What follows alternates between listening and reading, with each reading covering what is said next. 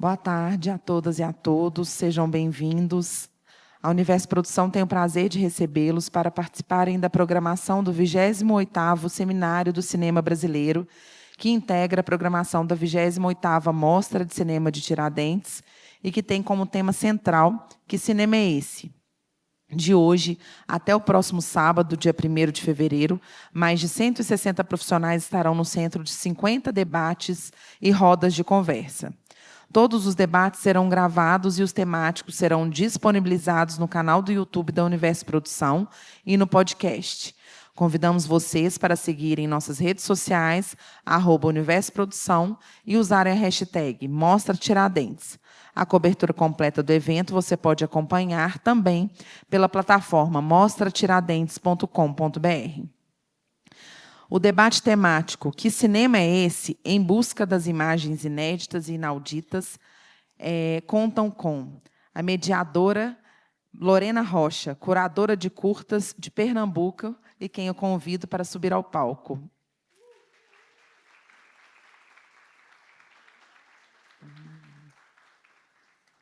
Os convidados: Darques Miranda, cineasta do Rio de Janeiro.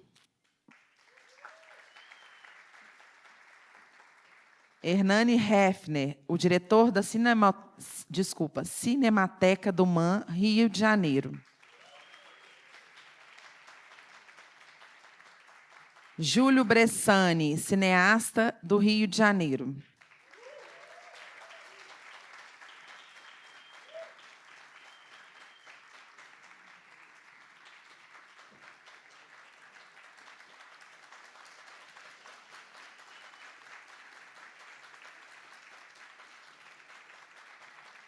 Rodrigo Lima, cineasta, também do Rio. Obrigada. A 28ª Mostra de Cinema de Tiradentes conta com a Lei Federal de Incentivo à Cultura, patrocínio Master Petrobras, patrocínio CBMM, Instituto Cultural Vale, Itaú, Embratu, BBA7, CSN, Caixa, Engea, Sebrae, Copasa, Governo de Minas Gerais. Parceria Cultural e Educacional, Senac, Sesc em Minas, SPC Cine, Instituto Universo Cultural, Casa da Mostra. Apoio: Prefeitura de Tiradentes, Conecta, Canal Brasil, Cinecolor, DOT, Embaixada da França, Festival Scoop, MAF e Mística. Aliás, Mística, Naimovie, O2Pós, Retrato Filmes, The End. Idealização e realização, Universo Produção, Ministério da Cultura, Governo Federal, União e Reconstrução. Este debate conta com acessibilidade de Libras e será gravado e disponibilizado na plataforma do evento mostratiradentes.com.br. A produção da mostra solicita aos participantes a gentileza de não gravar o debate sem prévia autorização dos coordenadores. No momento da participação da plateia, solicitamos que, para assegurar a qualidade da gravação e identificação dos participantes, a gentileza de falar no microfone e se identificar dizendo o nome e o estado de origem para a transcrição das falas posteriormente. Passo a palavra agora para mediar este bate-papo para Lorena Rocha. Desejamos a todos um ótimo debate. Até logo. Obrigada.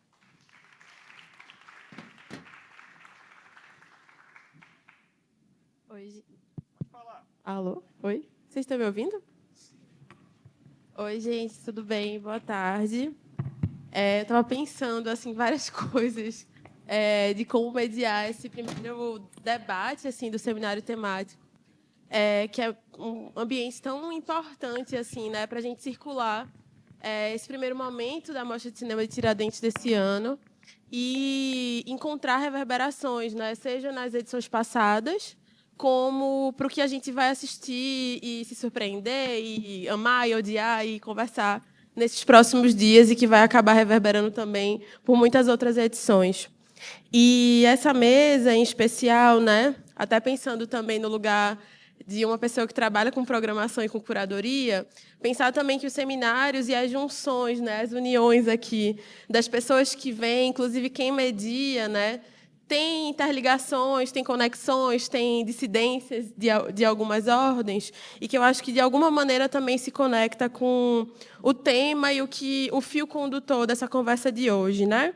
E aí eu vou compartilhar as duas primeiras perguntas assim que eu fiz para mim mesma, e aí comecei a pensar um pouco para linkar, né, o que é que trazer um terreno comum para a gente começar essa conversa e esse ambiente de troca que eu assim tô com muito privilégio de estar nesse lugar, de estar mediando, porque eu tenho certeza que, independente do lugar, eu estaria aprendendo muito, e estar aprendendo pertinho de vocês assim é muito legal. Então eu fico agradecida por isso. Mas as duas perguntas que me chegaram para a gente talvez pensar, né, e criar esse lugar comum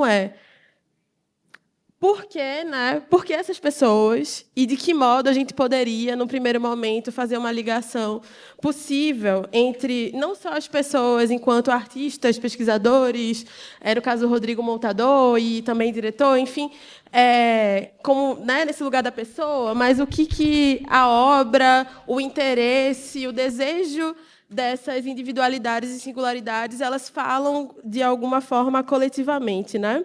E aí, também, no meio disso, estou eu aqui, também como uma pessoa que se interessa muito pelo cinema brasileiro e como pesquisadora, programadora. E eu lembrei, assim, que foi uma... Eu nem tinha pensado inicialmente, mas eu lembrei de uma curadoria que eu fiz, né, com a supervisão da Natália de Castro e da Débora Butrucci, para o Centro Técnico Audiovisual, que se chamava Remontar e Experimentar, que estava dentro de um programa chamado Passarela 04, programa de filmes, que eram exibições, né, mensais que tinham e vai retomar no YouTube do Centro Técnico Audiovisual, CTAV, no Rio de Janeiro. E nesse programa, eu lembro que uma questão muito importante ali para juntar os filmes que foram conectados, inclusive A Maldição Tropical, que vai ser exibida nos próximos dias, da Darks, né? E O Que Cavação é Essa, que estava entre eles, que é do... Nome grande, gente. Eu sempre... Do Luiz Alberto Rochamelli e do Estevão Garcia, obrigada. Que é de 2008. O Hernani estava, né? E tem uma relação também com a Cinemateca Brasileira. E uma das preocupações... Com a Cinemateca do Humor, desculpa. E uma das coisas que eram muito presentes ali era pensar que o cinema brasileiro, por si só, era um cinema experimental, no modo de fazer, né? No modo de projetar, no modo de se revisitar.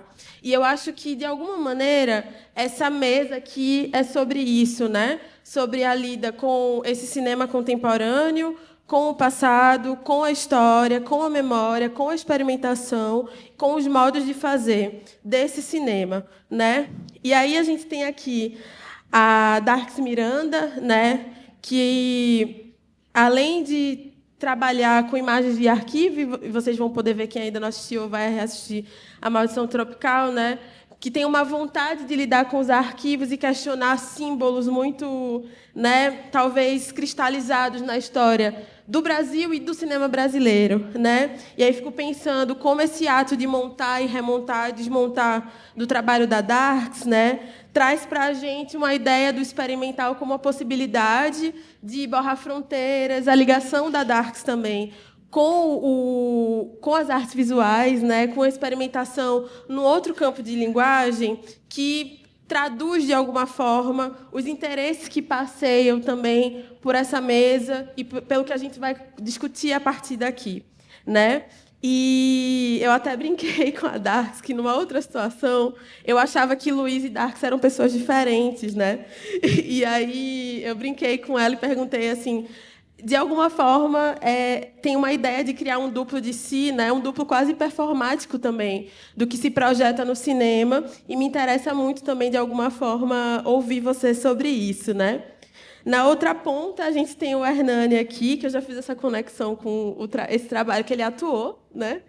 Em 2008, e que enfim, tem várias, assim, né, dispensa também muitas minuciosidades sobre um currículo possível, mas como um dos representantes ali, né, da discussão sobre preservação no cinema brasileiro, de um trabalho ativo dessa memória e também de uma reatualização dessa conversa no cenário digital, tecnológico, né? Eu estava até vendo uma entrevista, que é uma espécie de texto, na verdade, que dos anos 2000 da Contracampo, você falando sobre os desafios e né, desse mundo digital.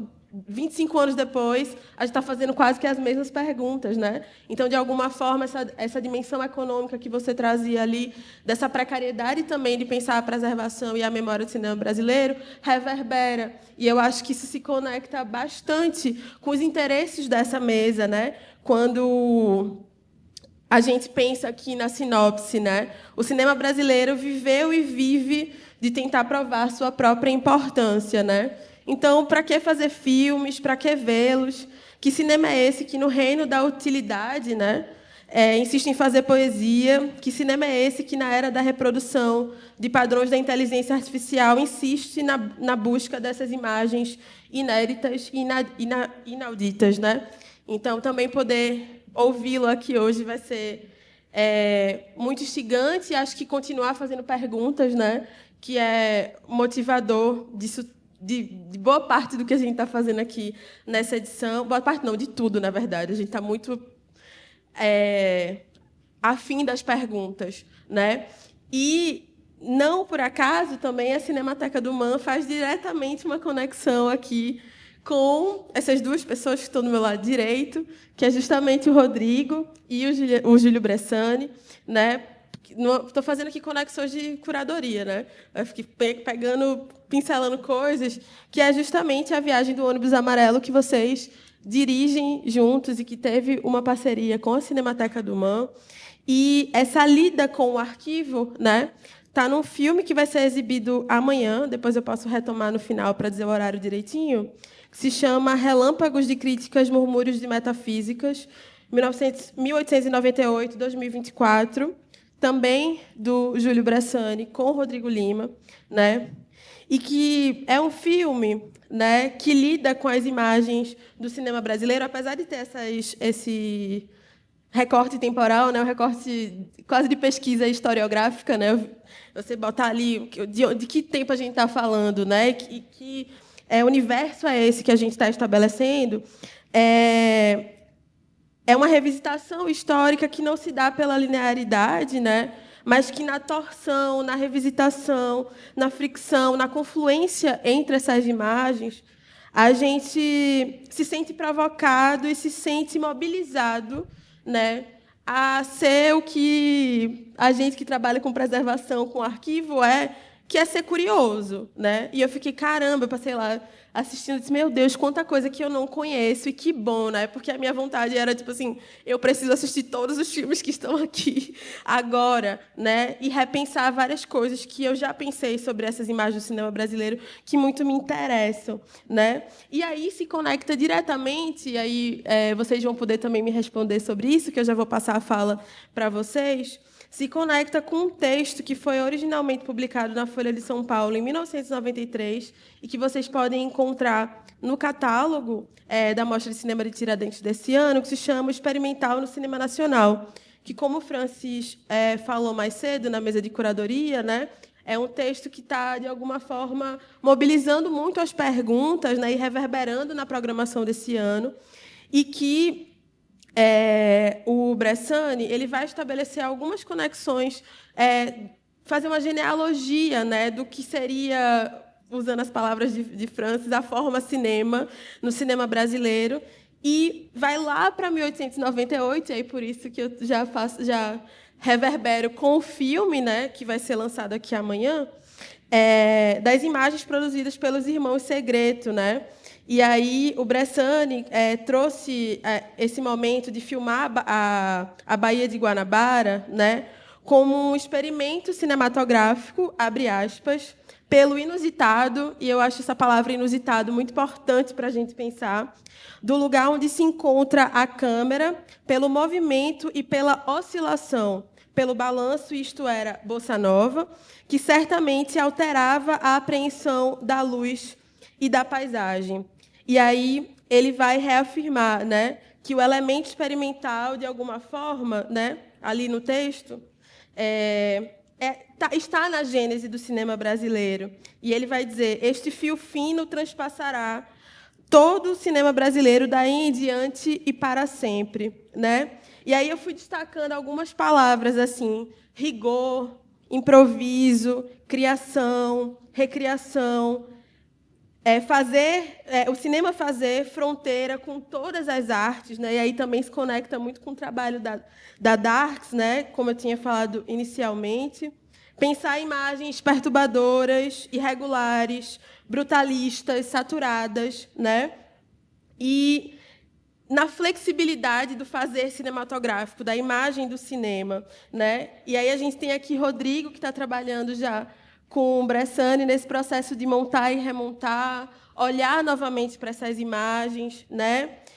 Menos do que estabelecer qualquer tipo de marco ou localizar, né, tendências ou qualquer coisa do gênero, me parece um convite a olhar para as imagens assim. E uma das coisas que também foi dita mais cedo na mesa de curadoria era justamente isso, né, se demorar nas imagens, a gente olhar, encarar, entender como é que a gente consegue dialogar com elas. Eu acredito que o filme do Bressani e do Rodrigo vão muito por esse caminho.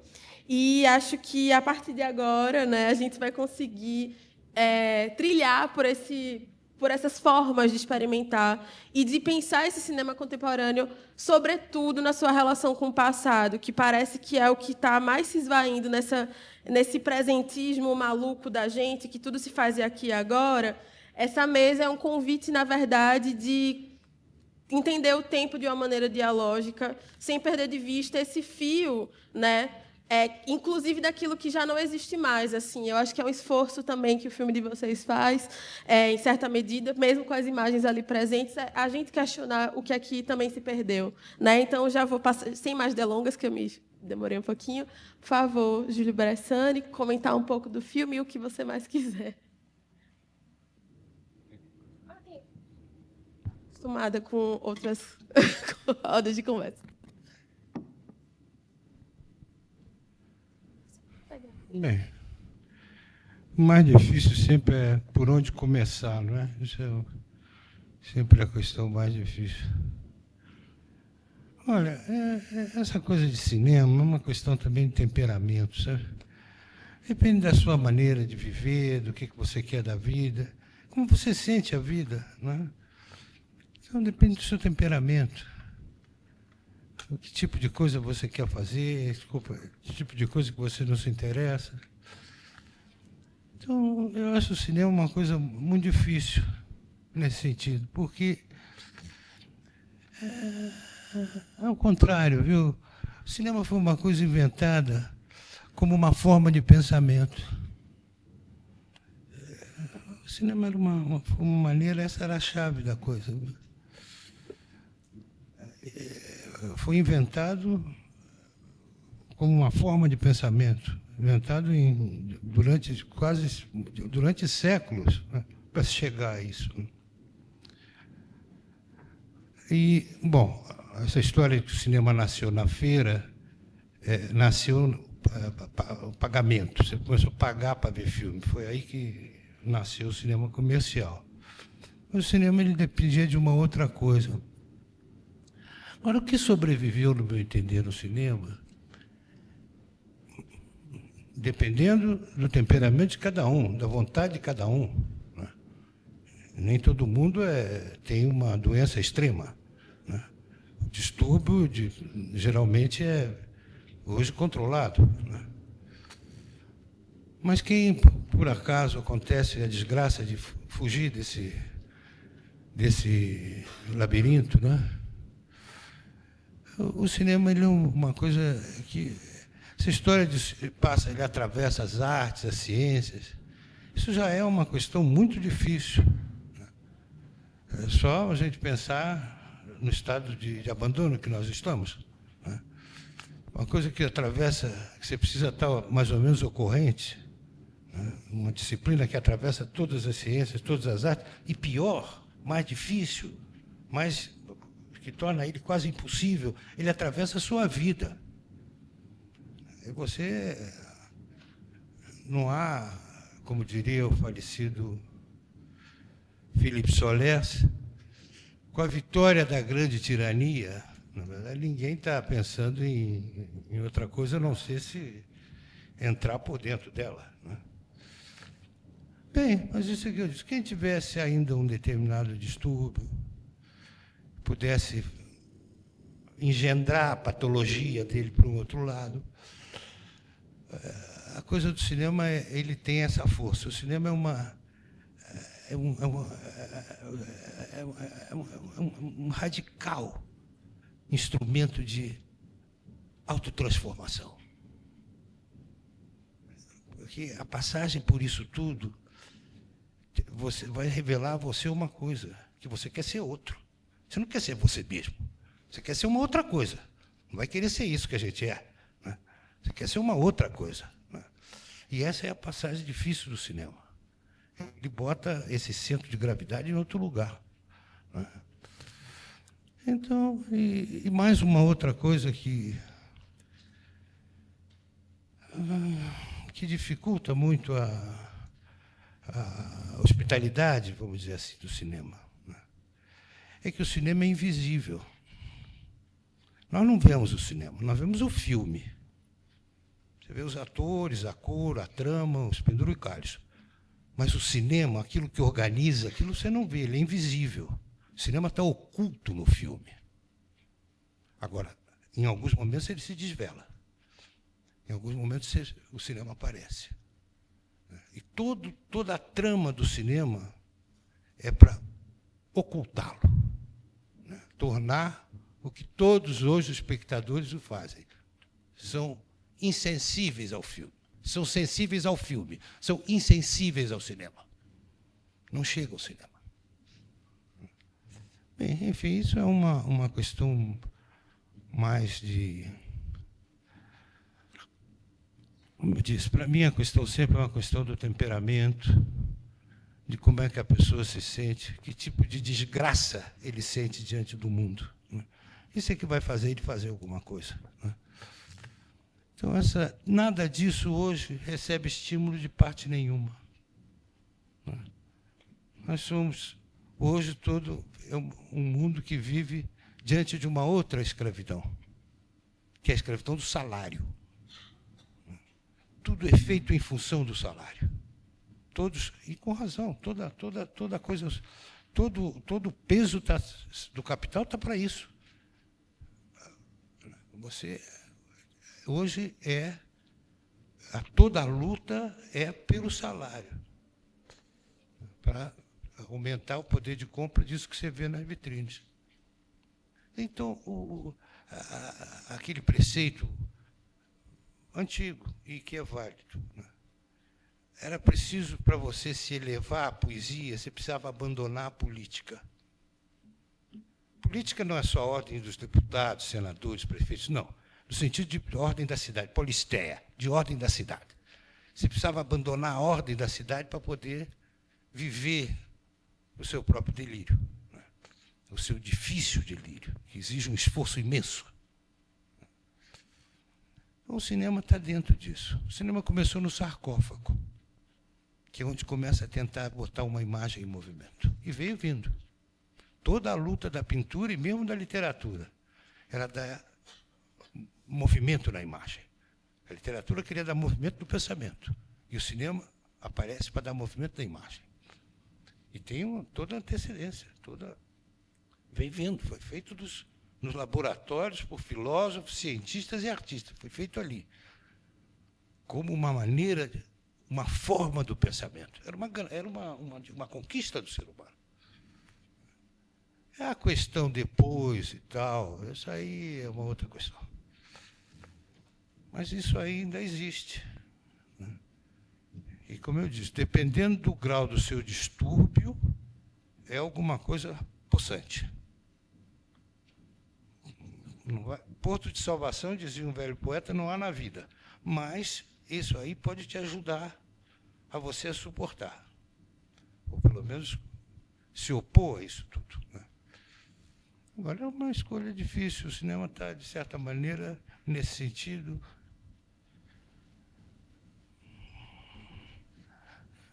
perdido, né? Perdido porque não tem mais quem o veja.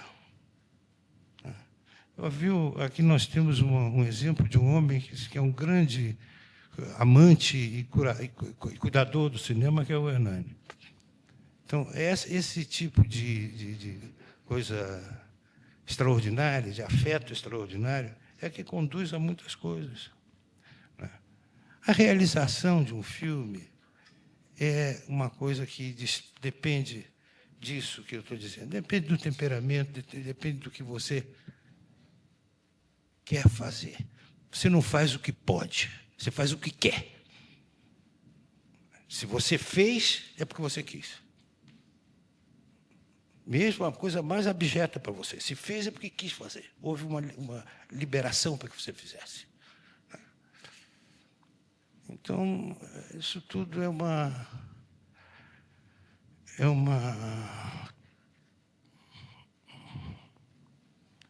luta, como disse um filósofo, de transpossibilidade. São quando as coisas impossíveis chegam a um ponto onde há uma possibilidade. É impossível. Mas o tem já o possível. E é ali que está a coisa. A montagem é uma forma de pensamento que existe do Egito e antes.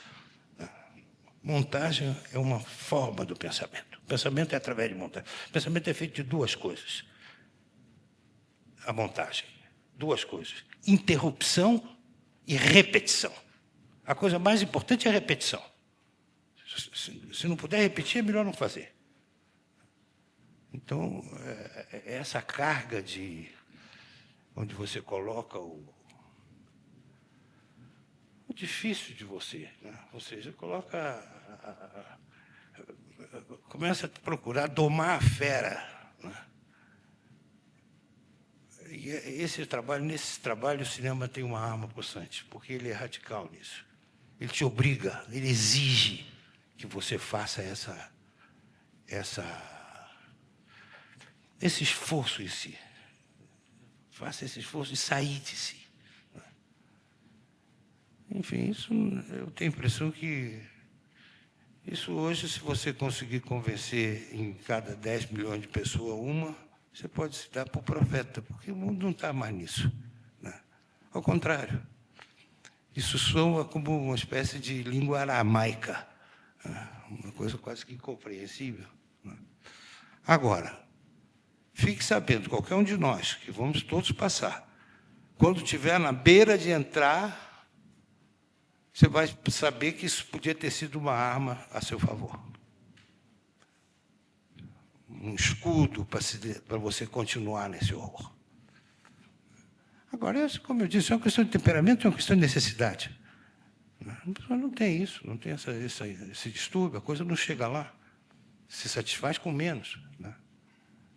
Mas o cinema tem uma exigência radical, que é só essa exigência de atravessar tudo e ter que sacrificar uma vida em função de uma coisa, né? E sacrifica, porque o que um trabalho desse vai trazer para a sua vida?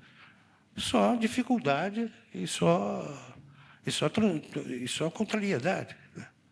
Você precisa ter uma doença suficientemente forte, grande, para poder aguentar tudo isso, né? E ser grato a não ter sucumbido antes disso, né? Enfim, eu penso que essa discussão é uma discussão difícil, porque você falou uma coisa que é verdade. Bom, eu só vou prosseguir mais um pouquinho só, viu? Essa questão que você tocou aí do cinema brasileiro ser experimental. Isso foi final da década de 20, um grande diretor fez 2 grandes filmes, Medina, Antônio Medina. José Medina. José Medina, desculpe, que são os fragmentos da vida. Tem uma entrevista que o Rodrigo me mostrou do Medina, que era um homem muito inteligente, muito equilibrado, que ele é que dizia isso. Todo filme brasileiro é experimental. Por quê? Porque ele falou, porque nós não temos tradição de coisa alguma. Somos um país bárbaro, sem tradição, sem tecnologia, sem nada.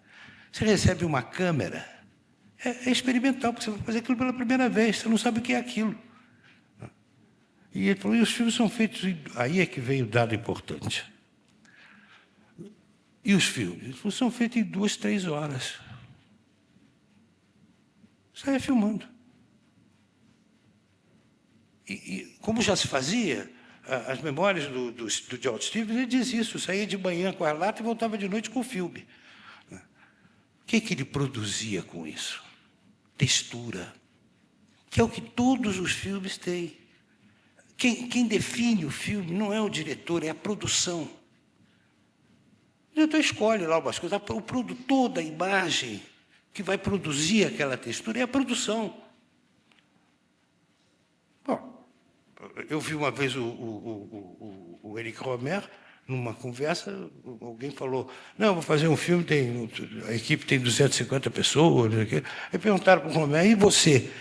Ele falou assim, olha, no meu próximo filme eu estou decidindo se eu vou fazer com 3 ou 4 pessoas. Ou seja, tem gente que precisa e faz grandes filmes com 200, 300 pessoas. Agora, tem outros que podem fazer com 2, 3. O que vai produzir de diferente? Qual é a diferença disso? É a diferença de textura. Bem, claro, tem a coisa da tirania do dinheiro, a tirania bancária. Essa vai contar. Né? Você não vai botar um negócio para... Né?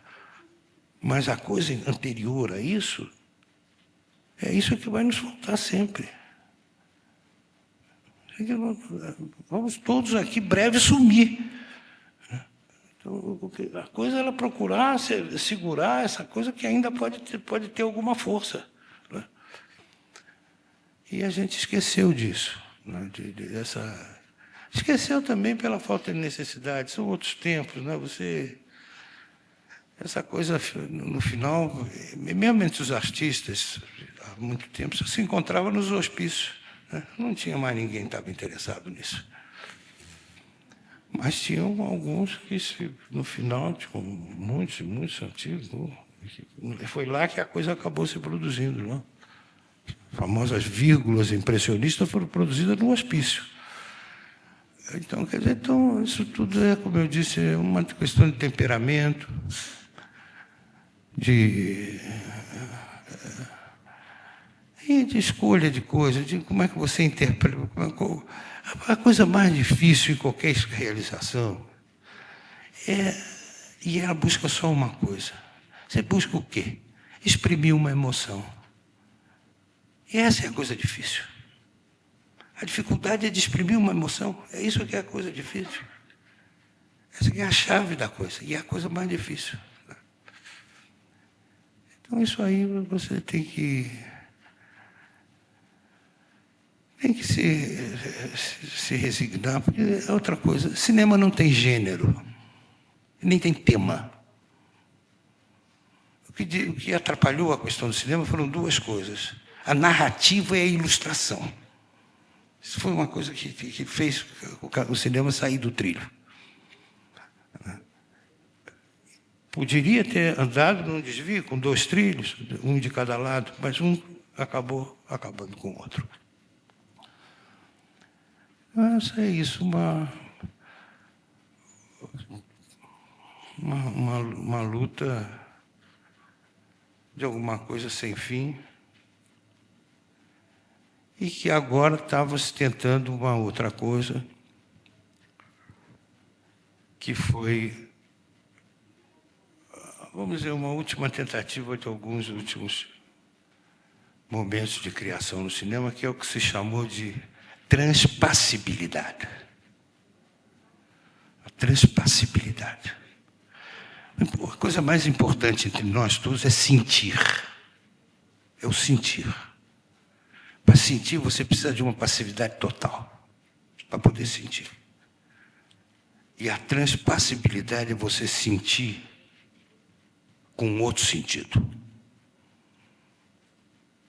Com outro sentido. Eu vou dar aqui, para encerrar, um exemplo disso. Um grande escritor argentino,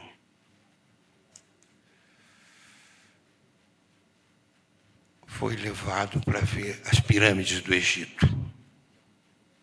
Ele estava cego. Podia ver. Então, ele chegou na pirâmide e disse que botou a mão na pedra. E sentiu ali uma superfície rugosa, uma superfície áspera. Mas quando ele botou, ele estava cego. Quando ele botou a mão na pedra, ele sentiu imediatamente uma outra coisa. Ele falou, sentir a riqueza do passado. Ou seja, um outro sentido ali. Foi um outro sentido que fez ele sentir aquilo. Imagina, botar a mão numa pirâmide e ver a história que chegou até a pirâmide, das cavernas até a pirâmide, essa história. Isso é a riqueza do passado. Então, tem essa coisa que é também uma possibilidade que o falecido Jean-Luc Godard, vamos dizer assim, sugeriu nos últimos momentos ali, que foi você sentir com um outro sentimento, sentir com um outro sentido. Bom, a misericórdia para todos, viu?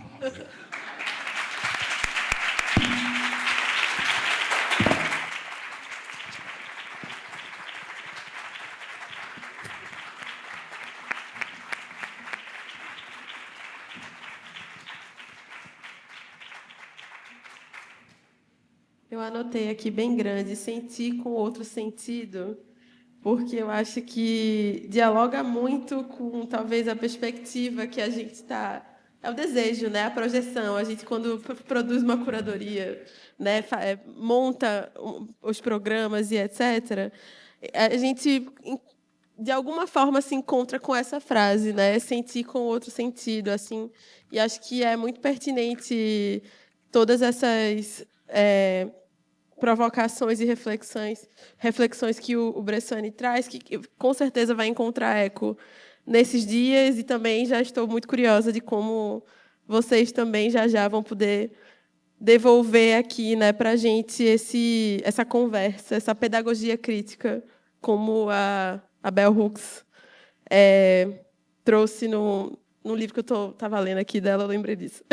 Mas eu vou aproveitar essa coisa do sentir com outro sentido para passar a palavra para o Rodrigo, né?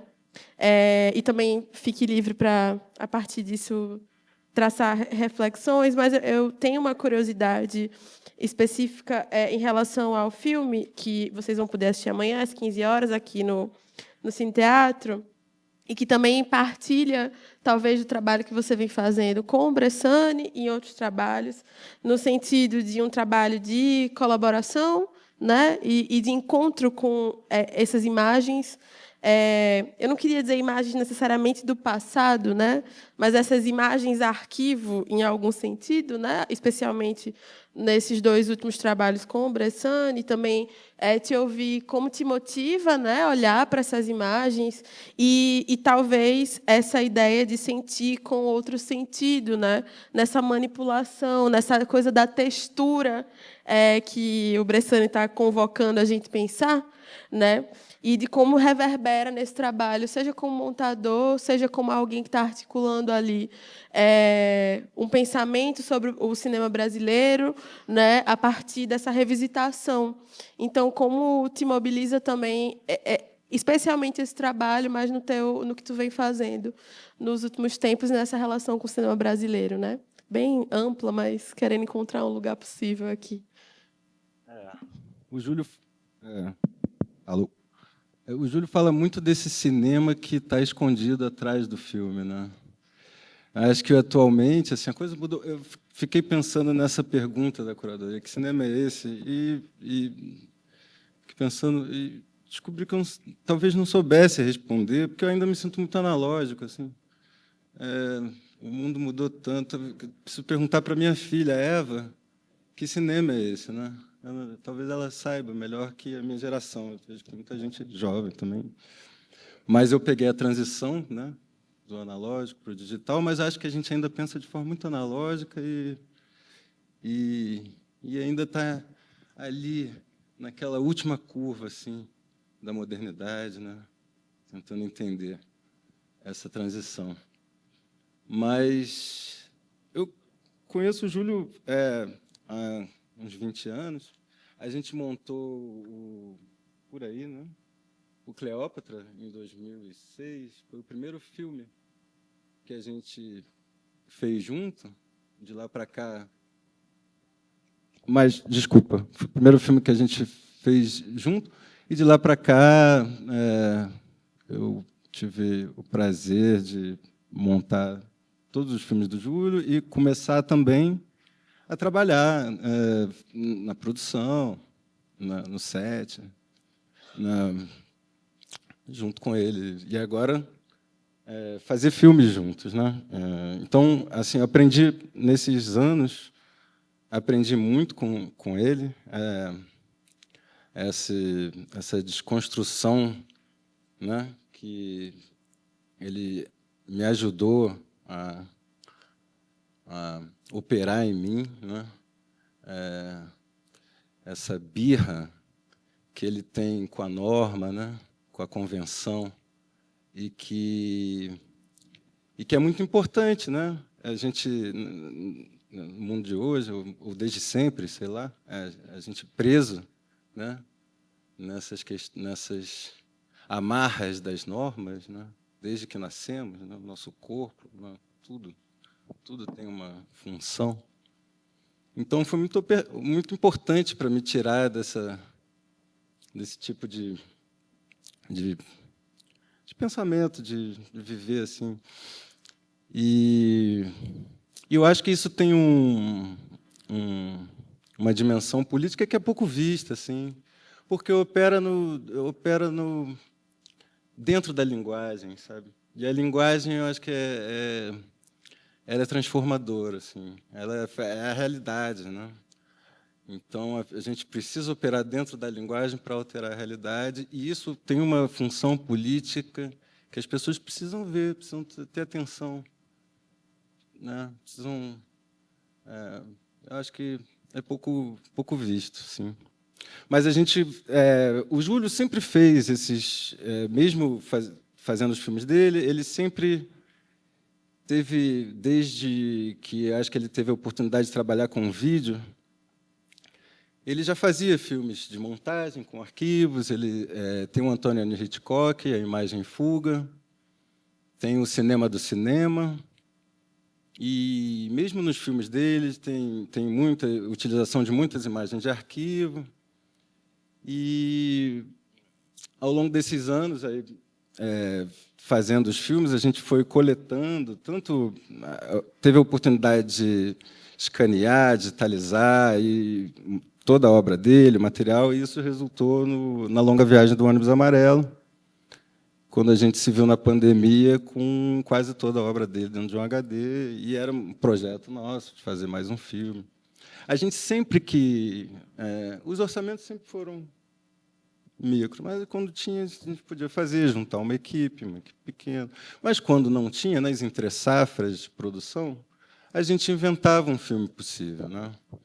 E isso também aconteceu assim, antes ainda da longa viagem, do Relâmpago de Crítica. A gente fez os filmes de Ferrara, né? Passagem em Ferrara, o Ver, Viver, Reviver, Eu de Levis, Rua Perana, número 52, Rua Perana 52, O Batuque dos Astros, um filme sobre Fernando Pessoa. Ou seja, tem muitos filmes. E a gente foi colocando no nosso dia a dia, na nossa amizade, na nossa parceria, no nosso diálogo, no dia a dia, o pensamento da montagem. A montagem como se fosse um diálogo do dia a dia. Então, isso também foi... acho que, a partir disso, a gente foi alcançando uma parceria ainda maior, e a generosidade do Júlio de me trazer, me chamar para fazer junto, me ouvir, e essa troca, que é muito importante, assim. Mas e aí nesse processo, a gente já pensando montagem sempre, depois da longa viagem do ônibus amarelo, eu estudando, tentando descobrir mais coisas sobre a obra do Júlio, que é muito próxima, assim, textos que eu nunca li, filmes que eu não vi. Eu me deparei com esse artigo, né, que foi publicado no Alguns, e depois o Carlos Adriano e o Bernardo Boró publicaram no Cine Poética, que é um filme lindo, lindíssimo, uma obra de arte, um artigo, texto sobre a obra do Júlio. E, no final do livro, tem esse texto sobre o experimental, um texto dos anos 90, sobre o experimental do cinema no cinema nacional, onde o Júlio elenca, desde o plano mítico dos Irmãos Secretos, na entrada da Baía de Guanabara, através da história do cinema brasileiro, esse fio que ele chama no texto, mas esse acontecimento do que pode ser o experimental, né? Para além do que se diz que é, né, escolas experimentais americanas, o cinema de invenção, a invenção dentro do filme, né? Que está para além dos filmes ditos experimentais, né? Está dentro dos filmes de indústria também. Aqui no Brasil, essa recepção do cinema enquanto uma nova arte, uma nova técnica, uma nova ciência, dos cinemas que já eram feitos antes, dos clichês que foram reproduzidos aqui, é tudo improvisação, tudo experimentação. Ele termina o texto dizendo, está até publicado no catálogo da mostra esse ano, mas que ele nota que o cinema experimental, o cinema no Brasil é experimental ou não é coisa alguma. E aí, sim, aí eu li e tal, achei incrível. E aí liguei na hora para o Júlio e falei, Júlio, pô, vamos fazer um filme, né? Ainda na pilha da longa viagem, com esses filmes que você elenca aqui nesse texto, já pode ficar maravilhoso. No dia seguinte, o Júlio já estava fazendo o filme, assim, fazendo uma escavação ainda muito mais complexa, maior, e eu ali do lado, tentando ajudar e não atrapalhar muito. Mas chegamos aí nos relâmpagos de crítica, murmúrios de metafísicas, que é uma frase que foi cunhada pelo Fernando Pessoa. Assim, a gente usa, o Júlio usa, o Fernando Eiras lê essa carta no Batuque dos Astros, que é o filme sobre Pessoa, e ele diz, ele está se queixando para um amigo sobre uma crise, uma abundância criativa, uma crise de abundância. Pessoa, né? São várias. Né? E aí ele fala versos ingleses, portugueses, relâmpagos de críticas, murmúrios de metafísica. Então, tentar entender, né, o que são esses relâmpagos de críticas e esses murmúrios de metafísicas. Talvez né, essa coisa, o relâmpago de crítica é o fotograma, né? Aquilo que você apreende, aquele relâmpago de alguma patologia que você aprende na hora. Entre os murmúrios da metafísica, né? A montagem, da nova metafísica, enfim, a metafísica que se transformou também, né? De quê? É isso mesmo, é só uma... O que você falou aí dessa coisa é exatamente nesse sentido que é o relâmpago de crítica, porque já é uma derrapagem assim da ideia do Fernando Pessoa. Porque o Fernando Pessoa descreve isso como uma coisa terrível, como uma crise, um surto psicótico que ele está tendo, né, em que ele perde o controle das coisas. Né, e começa a andar toda uma coisa traumática, porque ele começa ele diz que a coisa que a maior fobia que ele tinha da infância era o medo das trovoadas. Né? E ele vinha andando e começa uma trovoada. Ele fica em desespero e perde, e se perde, começam a aparecer coisas na cabeça dele, ele perde o controle. E quando ele diz relâmpagos de crítica, rude, metafísica, é de horror, porque são coisas que ele não sabe de onde que estão vindo, aquelas coisas. Né? São as próprias trovoadas. E aí, os relâmpagos, exato. E botamos ali como relâmpagos de críticas são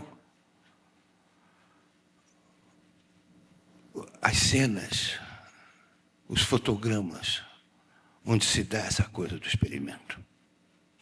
E os murmúrios metafísicos são a conversa dentro dessas imagens. O que é o relâmpago de crítica? O cinema brasileiro, o Machado de Assis e o Euclides da Cunha chamavam o Brasil de civilização de empréstimo. Quer dizer, a nossa coisa era sempre alguma coisa que você... Quando você vai começar a fazer uma coisa, qualquer que seja, o que você tem na cabeça são clichês. Né? Clichês do que você viu. Clichê é importante por isso, porque são coisas que estão resumidas ali e cristalizadas. Né? Aquilo é que é a referência que você tem. Pois bem, mas são esses clichês que são transformados. Então, o cinema brasileiro, a questão central dele é que ele é um cinema paródico, de pastiche. É um cinema que tem paródia, canto paralelo, tem um canto paralelo. E o experimental está nisso. Todos os movimentos de cinema do mundo, desde o Lumière até o último movimento de cinema que teve agora em Hollywood, passou pelo cinema e passa pelo cinema brasileiro. Tem aqui. Todos eles são aqui. Ou seja, o clichê que você copia, e às vezes, com muito esforço, consegue imitar, né, é aquele lá. Agora, esse clichê que você está preparando aqui, você vê, o clichê tem uma errância. Ele vem de lá para o que você vai fazer aqui. Ou seja, ele tem uma distorção. E é aí que está o experimental. Ou seja, aí é que está o emotivo. Aí é que entra o pathos. A emoção se dá ali por aquela deformação que é a sua, que vai fazer aquilo. Aquele clichê que você está copiando, fazendo daqui. O clichê de lá para cá, ele sofre uma errância. E ali ele se deforma. E aí é que está o experimental. É o emotivo, o patológico, está ali. Né? Nessa distorção que ele sofre. Né? E, bom, e essa há também a questão desses relâmpagos, né? Porque justamente em algum momento dessa distorção é que o cinema aparece, em que o cinema se revela. Esse filme do Medina, primeiro, como é que se chama aquele? Exemplo Regenerador. É um filme de 1928, por aí, né? 29, né? 1919, 1919. O Fragmento da Vida, que é 29, né? 1919. É uma coisa extraordinária, porque tem momentos ali em que o cinema que aparece. Tem plano, em 1919, tem planos de que se foram só refeitos lá no Velho Vaga, dentro ali do cinema dele. Em 2, 3 momentos, meia dúzia alguns fotogramas, onde essa distorção aparece. Ou seja, o cinema aparece. E isso em todos os filmes. Então, esse filme que o Rodrigo montou comigo, Relâmpagos de Crítica, Muro Metafísico, é justamente de 1898, esse filme dos Irmãos Secretos desapareceu, o filme perdido. Eu criei uma sugestão àquilo, que seria uma sugestão meio canhestra do que foi ou que teria sido esse filme perdido. Mas vai dali, de 1919 a 1922, década a década, onde em vários filmes, de várias coisas diferentes, e sem que tivesse o objetivo de apresentar isso, como é que ele aparece ali. São 48, 47, 48 filmes que nós separamos. E essa ordem de cronologia se dá por causa da questão daquilo que se chamou aderência ao solo. A aderência ao solo. Toda a questão criativa envolve ao redor, como o filme. O filme é o que você faz com o que está em volta de você. O tema pode ser o Napoleão, a vida de Cristo, mas o que você faz é o que está em volta de você ali. Então, essa é a aderência ao solo. Você faz em função daquela coisa em volta. Essa coisa em volta, essa camisa de força, é o costume e a cultura. Você faz em função daquilo, porque você faz parte daquele troço.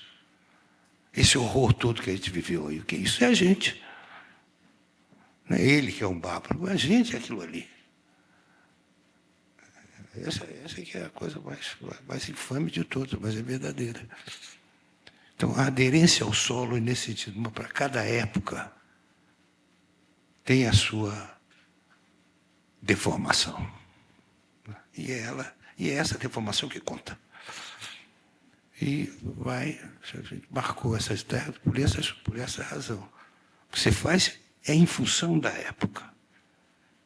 Você não pode entender alguma coisa se não entender o que foi aquilo em função daquela época.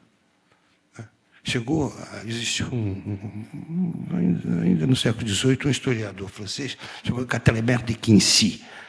Ele tem umas cartas que ele faz um ataque ao Napoleão pelo saque que o Napoleão está fazendo das obras de arte da Europa. Não era o saque que ele estava, o roubo em si que ele estava criticando. Ele criticava tirar uma obra de arte do Egito e botar numa praça na França. Ele acha que isso era um absurdo, perdia o sentido. O meio que tinha produzido aquilo, botar aquilo como se fosse uma planta em terra hostil. Não tinha sentido. Essa é um pouco radical, mas é a razão também. Tudo depende daquele momento, daquela camisa de força da época. Esse é o costume. Esses filmes curiosos que a gente conseguiu separar é que existem esses relâmpagos ali, em que até isso é abolido. Você tem um momento assim em que se desoculta como o ser que aparece. Ele se desocultou. Ele estava oculto ali. Aí, de repente, ele se desvela e você vê. Ele não aparece. Ele não aparece nunca. Mas, em algum momento, ele aparece. E esse momento é que só ele poderia aparecer. E é aí que você vê. E aí você, evidentemente, percebe que tudo vive em função daquilo ali. Né? Não é o filme, é o cinema que está atrás. O cinema que organiza aquilo. O filme é motivo de toda a nossa ignorância, de todo o nosso conhecimento, que é nenhum. Né? Você vai ali para ver o quê? Para ver a história, né? Se o cara vai atrair a mulher ou não vai, se vai pegar o carro, que roupa vai vestir. Essa é a história, você segue a trama. Né?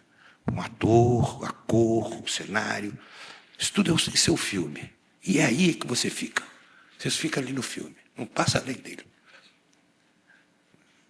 Agora, tem uma coisa atrás daquilo ali. Aquilo é como dizia um velho escritor americano, Herman Melville.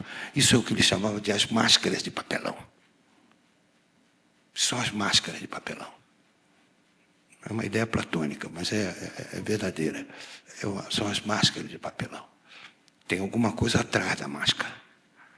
É uma outra máscara, mas está atrás, tem uma outra coisa. Né? Então, essa que é a coisa que a gente tem que também perceber, é que aquilo ali é uma máscara de papelão. E que tem uma coisa curiosa que fala com você, que você não percebe, e que está atrás daquilo, como se fosse o seu inconsciente. O inconsciente não é um bicho-papão que quer te comer, não é isso. O inconsciente é um amigo seu que te fala com alguma coisa que você não está entendendo. Está te dizendo que você não entende o que ele está falando, mas ele está te dizendo alguma coisa. Mas há uma maneira de você compreender. E essa é a questão. Né?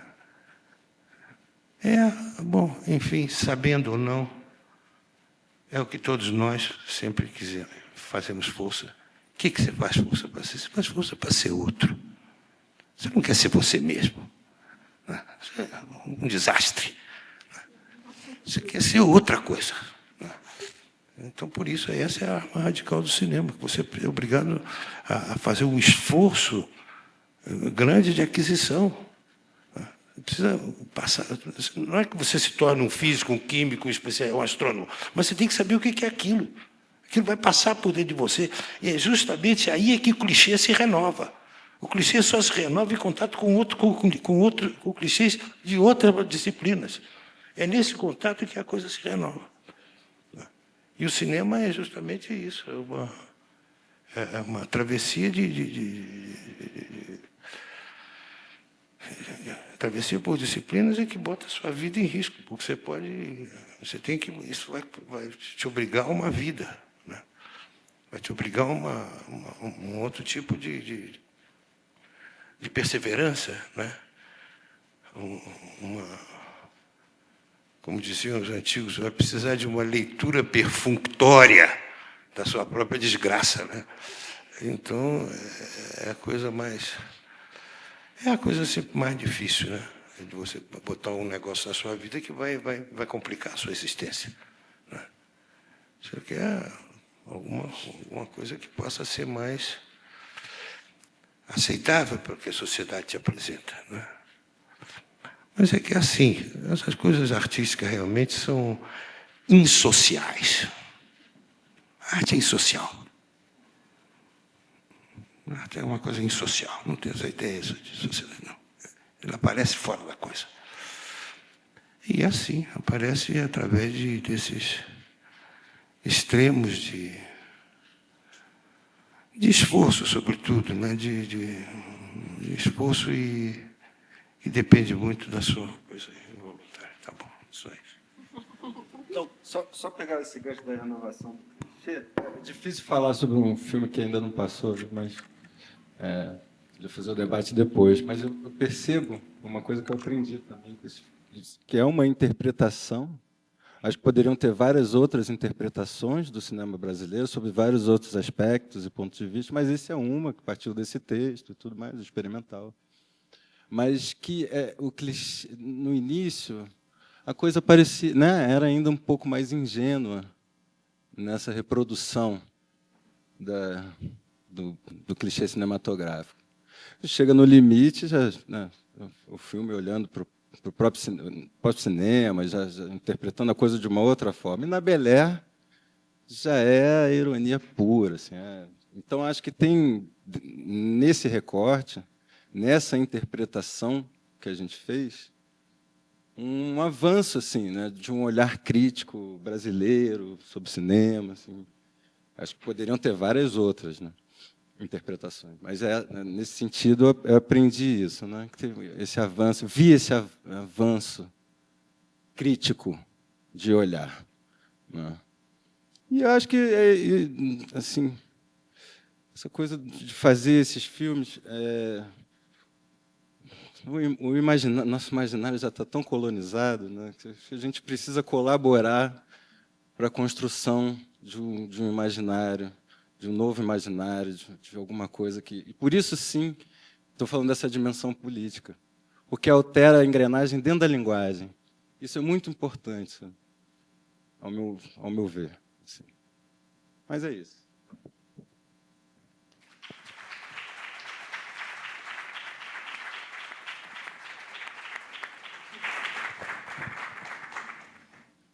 Eu já vou passar aqui a fala para Darks. Eu ia brincar, você quer ser outra no cinema? Mas, enfim, te ouvir e também talvez até essa coisa do nome possa ser um ponto de partida para pensar essa experiência de experimentar, revisitar, montar também, né? Inclusive, tem um trabalho que Luiz, desculpa, porque ela assinou, Luiz assinou como montadora, mas que Luísa Barra Darks montou na Mostra Foco, na segunda sessão, né, da mostra, na série 2, na Foco 2. Então, também sintam-se convidados.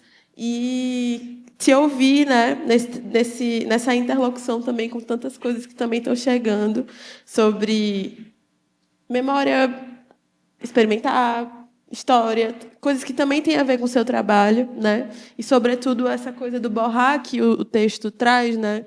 Borrar a linguagem, acho que você, de alguma forma, tem buscado isso no seu trabalho. Seria ótimo também te ouvir e mais o que você quiser. Obrigada, Lorena. Obrigada à mostra pelo convite. Acho que o tamanho da minha honra de estar aqui é também o tamanho do meu nervosismo, mas, enfim, me sinto extremamente honrada de estar com vocês aqui. E, bom, quando o Bressani começou a falar, eu anotei um monte de coisa que o Bressani falou, mas uma das primeiras coisas foi: o cinema é uma coisa difícil. E eu concordo. Para mim, o cinema é uma coisa difícil. Assim, para mim, fazer cinema é uma coisa muito difícil. E eu acho que é engraçado, né, que aqui está cineasta, assim, mas eu não sei se eu me considero uma cineasta, assim. E eu acho que eu tô às voltas com o cinema o tempo inteiro. Acho que todo dia eu pergunto para mim mesma se o que eu faço é cinema, se eu faço filme ou é outra coisa, e se eu quero continuar fazendo filme, se eu quero continuar fazendo cinema, assim. Então, enfim, o cinema é uma coisa difícil, não poderia concordar mais. E aí, hoje mais cedo eu li o texto do Bressani, né, que foi referenciado aqui algumas vezes, e achei maravilhoso ler esse texto, assim, porque me remeteu a um texto também curto do Jean-Louis Comolli, que se chama, eu acho que é Em Defesa do Cinemonstro, alguma coisa Cinemonstro, e que ele começa, eu vou ler rapidamente aqui, é curto, esse comecinho. Oi? Propósito, sinal. Acho que é proposta, né? O cinema nasceu monstruoso.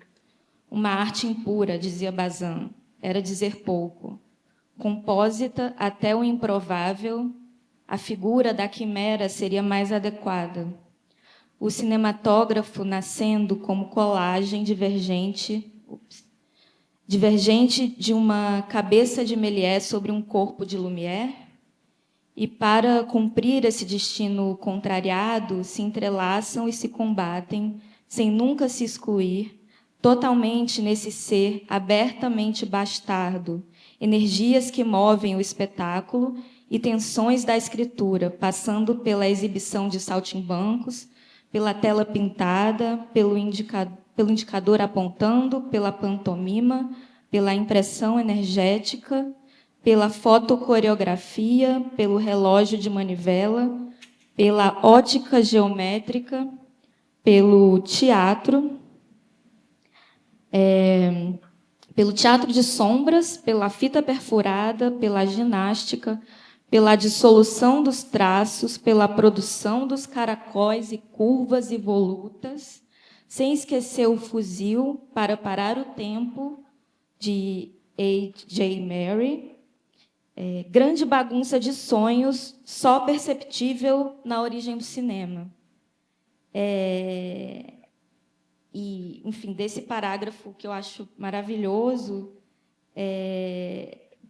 esse início, né? O cinema já nasceu monstruoso, e ele pensa que a figura da quimera seria mais adequada para descrever o que é o cinema, assim. Eu acho que quando eu lembro disso, eu acho que isso é uma das coisas que me ajuda a continuar fazendo cinema, talvez, assim. Ou a continuar pensando nessa possibilidade, né? E aí isso me faz pensar, né, nisso que o Bressani falou, que está no texto, né, que a gente estava conversando aqui, dessa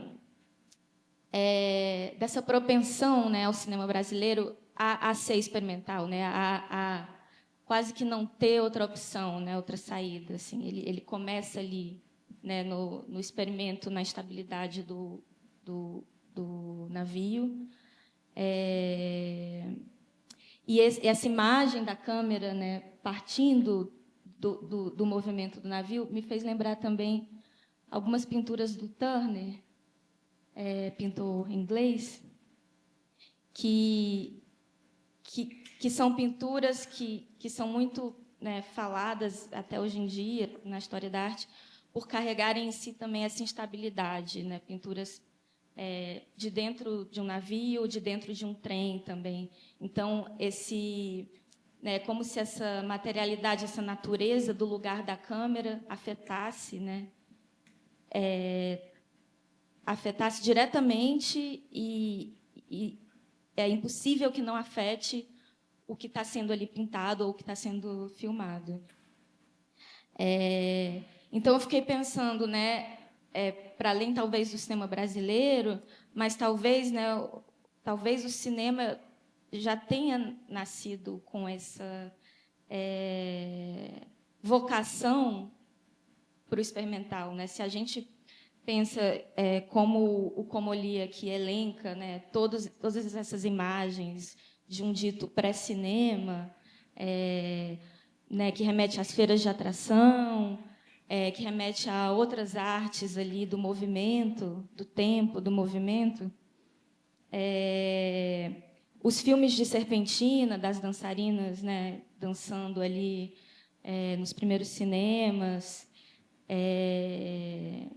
que dialoga muito com uma tradição de videoarte, assim, também, que posteriormente eu acho que vai buscar nesses primeiros cinemas muita inspiração. Assim, eu acho que não é à toa que o que se considera cinema de artista,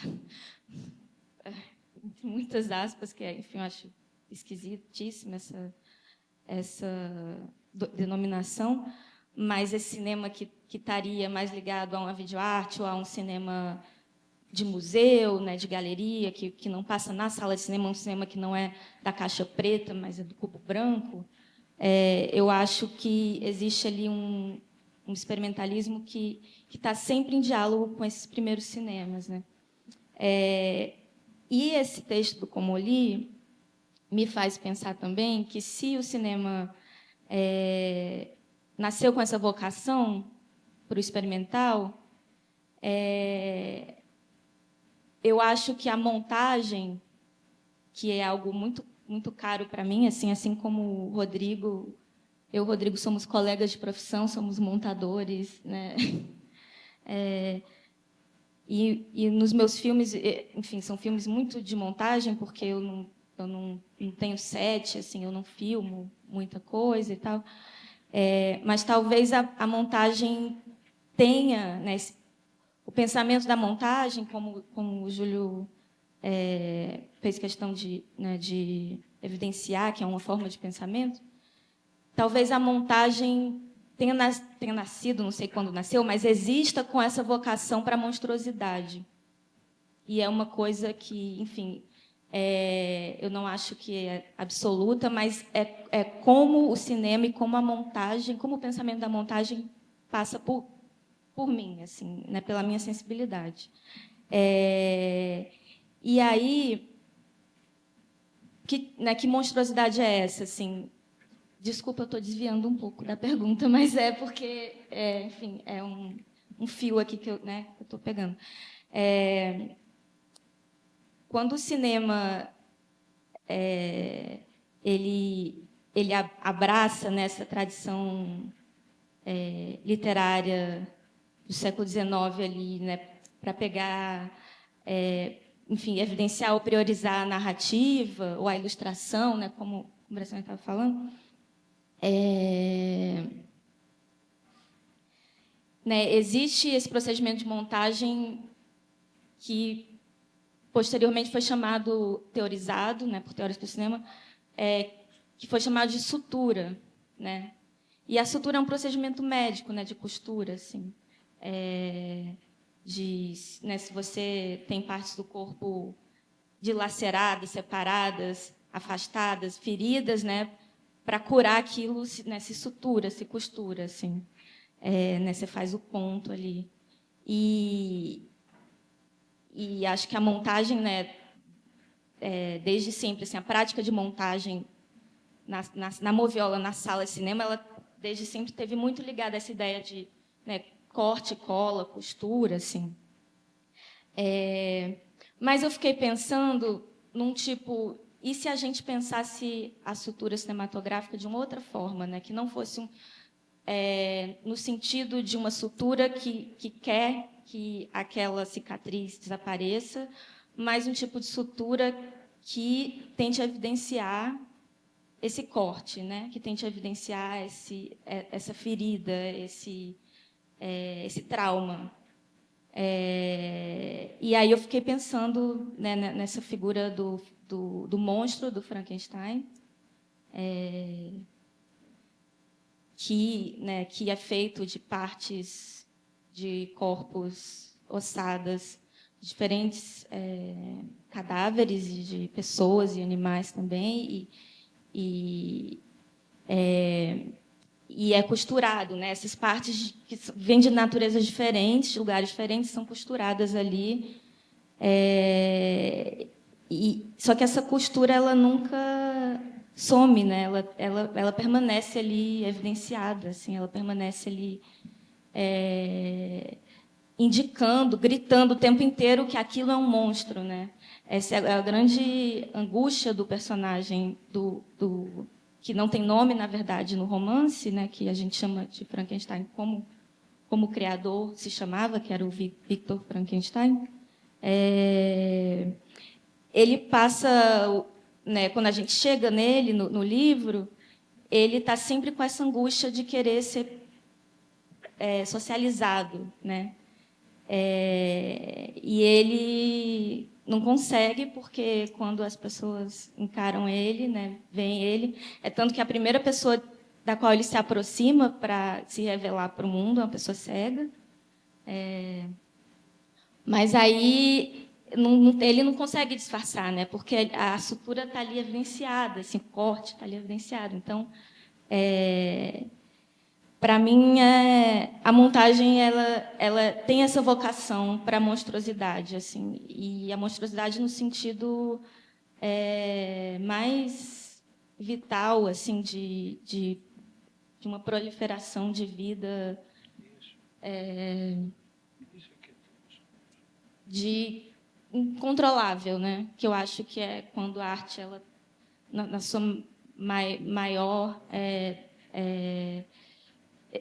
na sua, né, mais potente assim, existência, que eu acho que né? Que é uma proliferação de algo que é incontrolável. Assim. Então, é isso que eu queria falar sobre essa vocação assim, o cinema também sobre essa vocação à monstruosidade da montagem. Assim.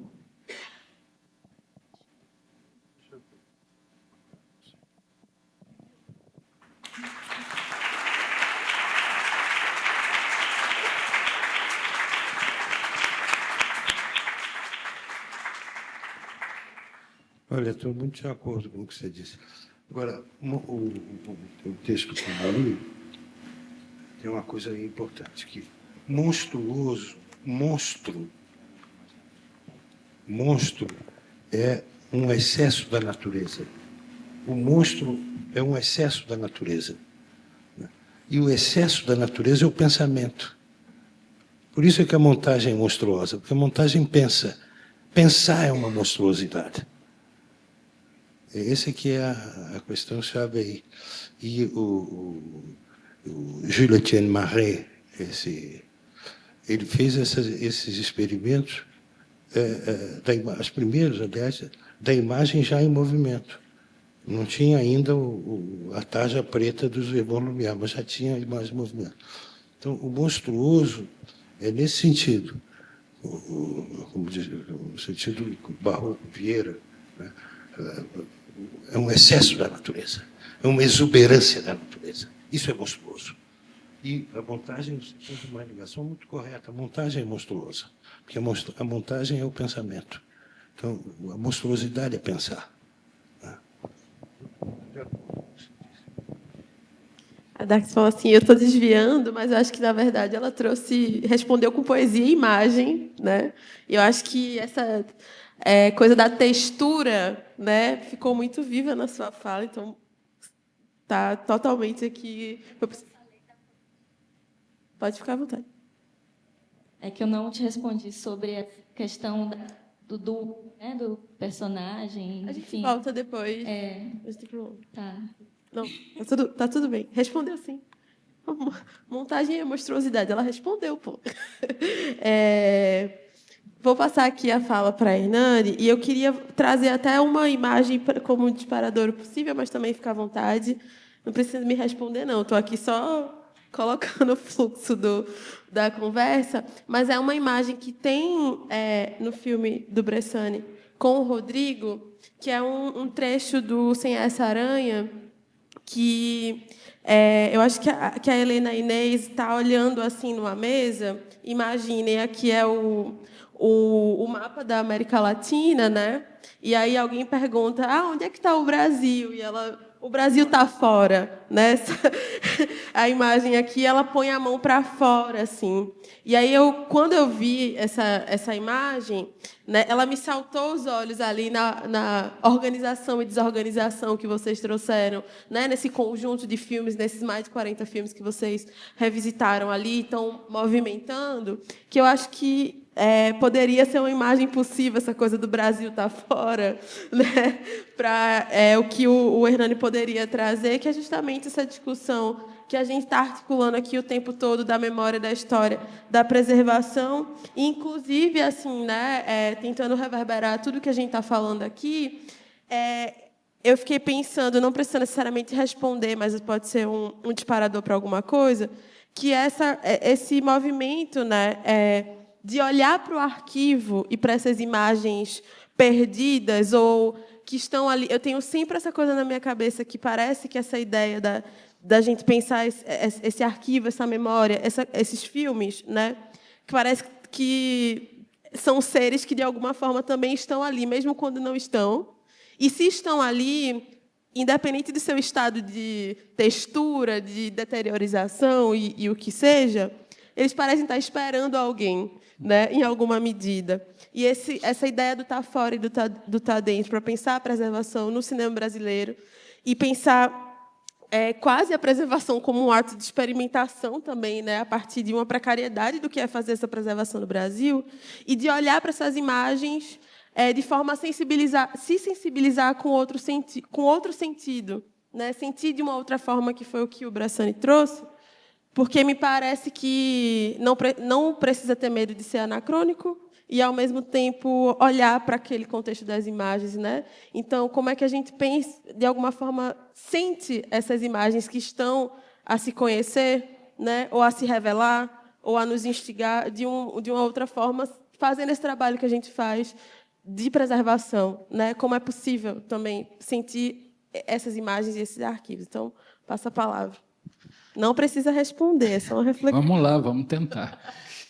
Acho que não sei se tem uma resposta para isso, mas acho que tem algumas aproximações a isso. A primeira, o próprio Júlio já colocou, que é essa que se relaciona com os filmes que ou nunca existiram ou que já desapareceram por completo. Quando ele, no esforço de pensamento, recria, de alguma maneira, em si mesmo, o que teria sido esse primeiro filme brasileiro, tal filmagem, no navio francês chamado Brésil, feita no Tombadilho pelo Alfonso Segreto, um dos irmãos, lá em 1898, e que, de fato, não virou filme. Ele inadvertidamente abriu a câmera e velou o que ele tinha registrado. Então, o filme nunca aconteceu, por isso nunca foi exibido, etc. Mas o que ele teria sido? Havia uma potência ali, naquele registro que se realizou, não se completou, mas se realizou, havia uma potência. Que potência era essa? Tem um tripé num navio que balança. Então, que imagem é essa que foi, ou que teria sido constituída ali na aurora do que a gente chama de cinema brasileiro? Então, não necessariamente as coisas precisam sobreviver para que possamos ter uma relação com elas e, sobretudo, uma relação de pensamento, de reflexão, de invenção a partir delas. E, nesse sentido, no Brasil, esse esforço é quase gigantesco. A gente perdeu muita coisa, não perdeu pouca coisa.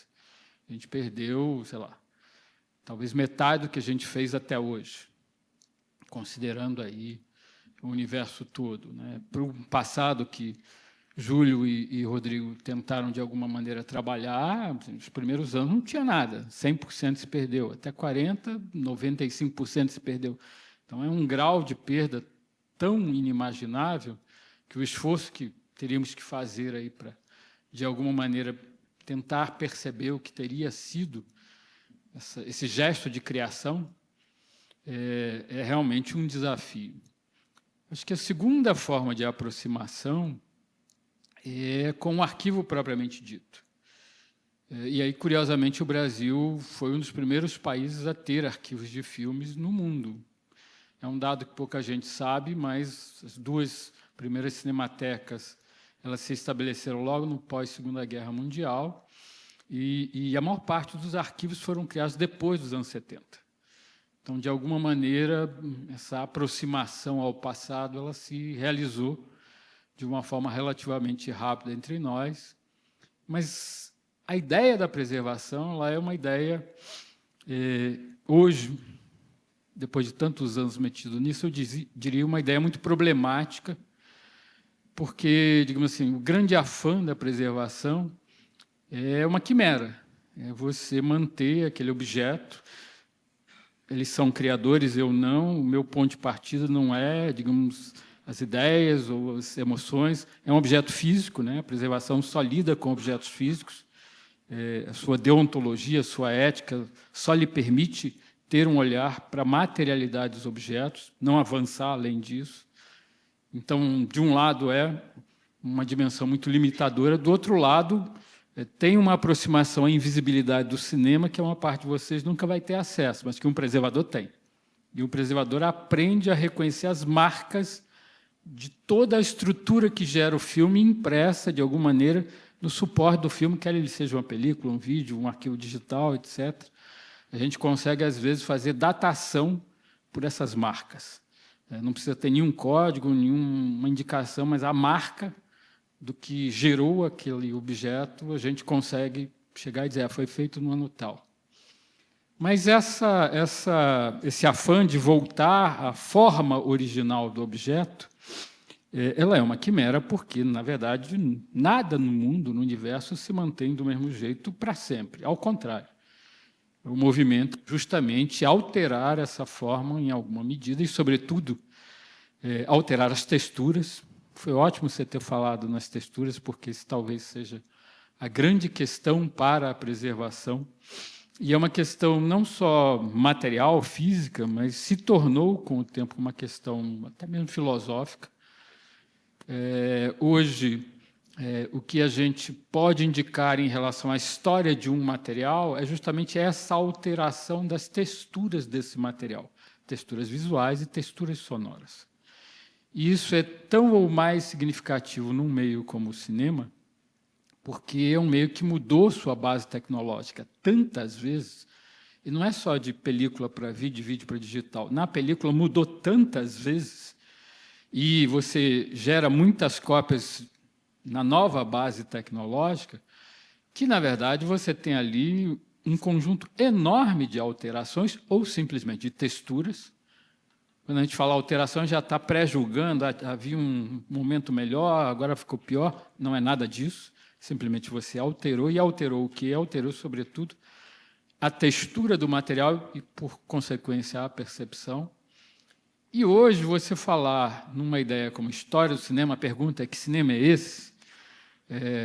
Que cinemas são esses? E que cinemas são esses, às vezes, num único filme. Algum tempo atrás, alguém me mandou essas coisas de rede social. Tem uma conta no Instagram chamada Movie Lutz. E alguém lá, Lutz, L-U-T-S, Lutz.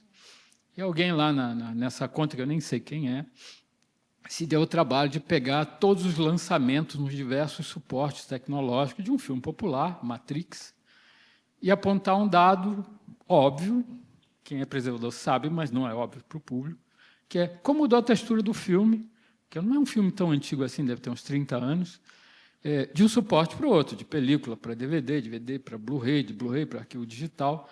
E o que se alterava mais direto e obviamente, ainda e mais uma vez para um preservador, é a cor. A textura tem vários elementos, mas o elemento mais imediato para o espectador é a cor.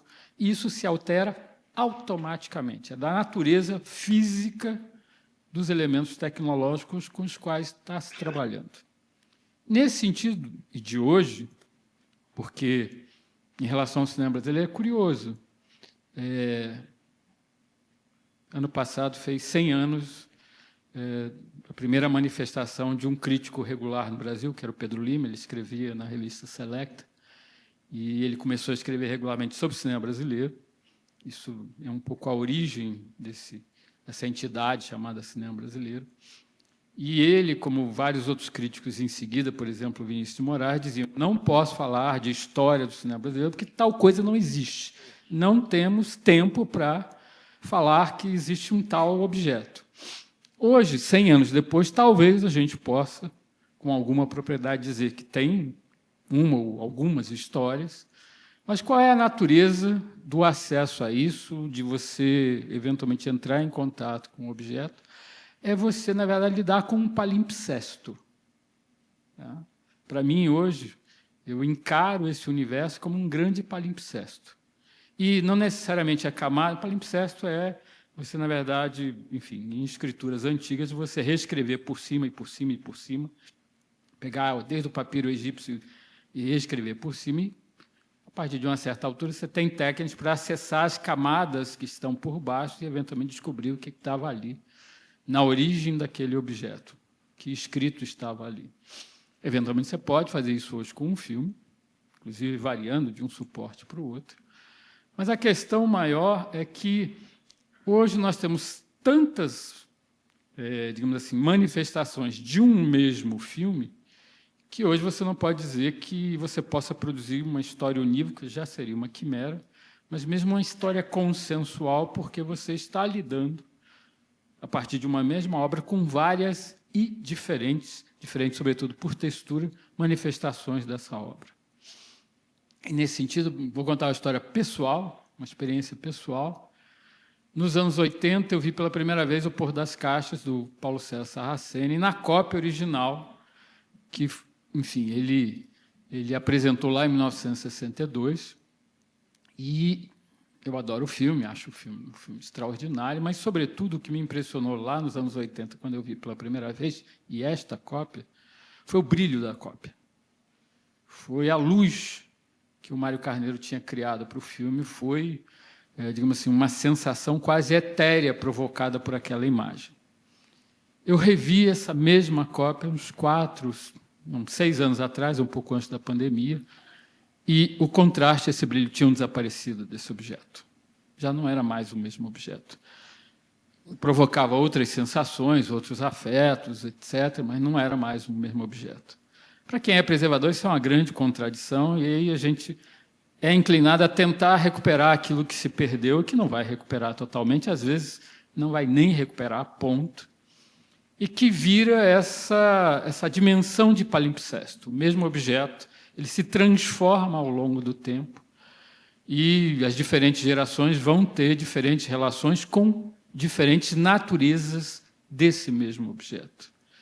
Acho que A preservação, nesse sentido, ela acaba muito a partir dessa distância no tempo, desse século que passou, ela acaba hoje podendo revelar que a textura virou um dado fundamental. E um dado fundamental que, às vezes, pode ser simplesmente ignorado, às vezes pode ser colocado em evidência a partir até mesmo da sua suposta precariedade. Quando é que você ignora? Tem um exemplo mais do que famoso, que é o do Jean-Luc Godard, o Histórias do Cinema, que ele vai fazer a partir de VHS. Para alguém que pudesse ser chamado de purista, ele está usando um meio degradado. Tá?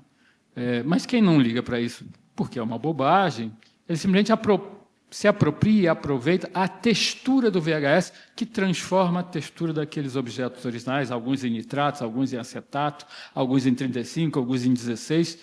Havia uma variedade ali nas fontes que ele utilizou, mas que ele, na verdade, acrescenta mais uma nova textura, que é justamente essa de um aparente meio de distribuição comercial, que era o vídeo doméstico, que era uma aparente degradação, porque tinha supostamente menos resolução na sua qualidade de imagem, mas que ele aproveita justamente para colocar um dado novo naquele objeto. E, para mim, curiosamente, porque eu me interesso muito por essa dimensão tecnológica, por as materialidades, os suportes, etc., para mim, uma certa ideia de história do cinema tem a ver com textura, porque havia um desejo lá na origem, que para mim só vem começando a se realizar agora. Que desejo era esse?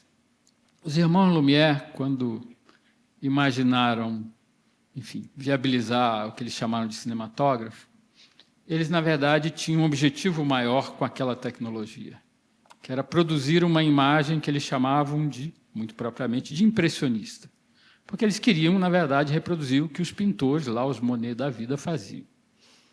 E vão abandonar o cinema por causa disso. Eles vendem lá a sua patente, sua tecnologia, seus filmes, suas máquinas, vendem tudo para se dedicar o resto da vida a encontrar uma estratégia tecnológica que fosse parecida com a dos quadros impressionistas. E criaram, não sei se vocês conhecem, um sistema de fotografia, não de cinema, tricromática, chamado autocromo. Os autocromos, que são bases de vidro com uma emulsão feita a fécula de batata, foi a grande solução que eles encontraram para a imagem fotográfica ficar muito parecida, sobretudo com o pontilhismo do Serrat, que é um pintor lá do movimento impressionista, e que são lindos, são realmente extraordinários.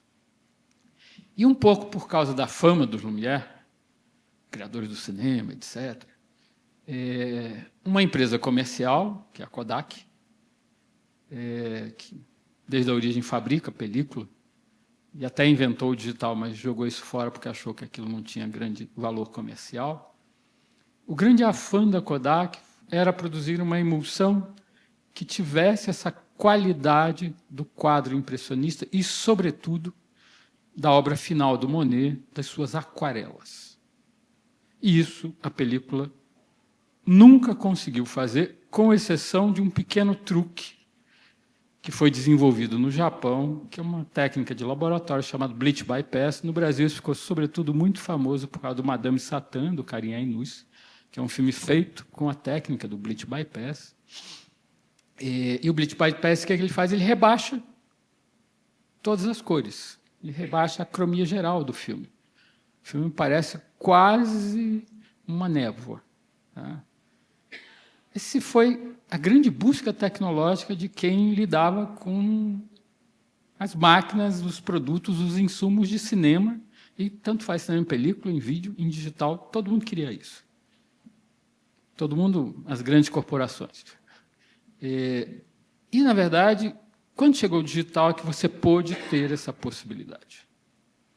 E o digital tem uma curiosidade, porque ele é tantas criações e patentes e, enfim, variações, etc., que essa ideia da precariedade que o Júlio mencionou, e que pode ser um grande instrumento de criação, ele agora está disponível. Se a película teve, sei lá, 20, 30 variações, o digital, em menos de 30 anos, já teve umas 300. Tá?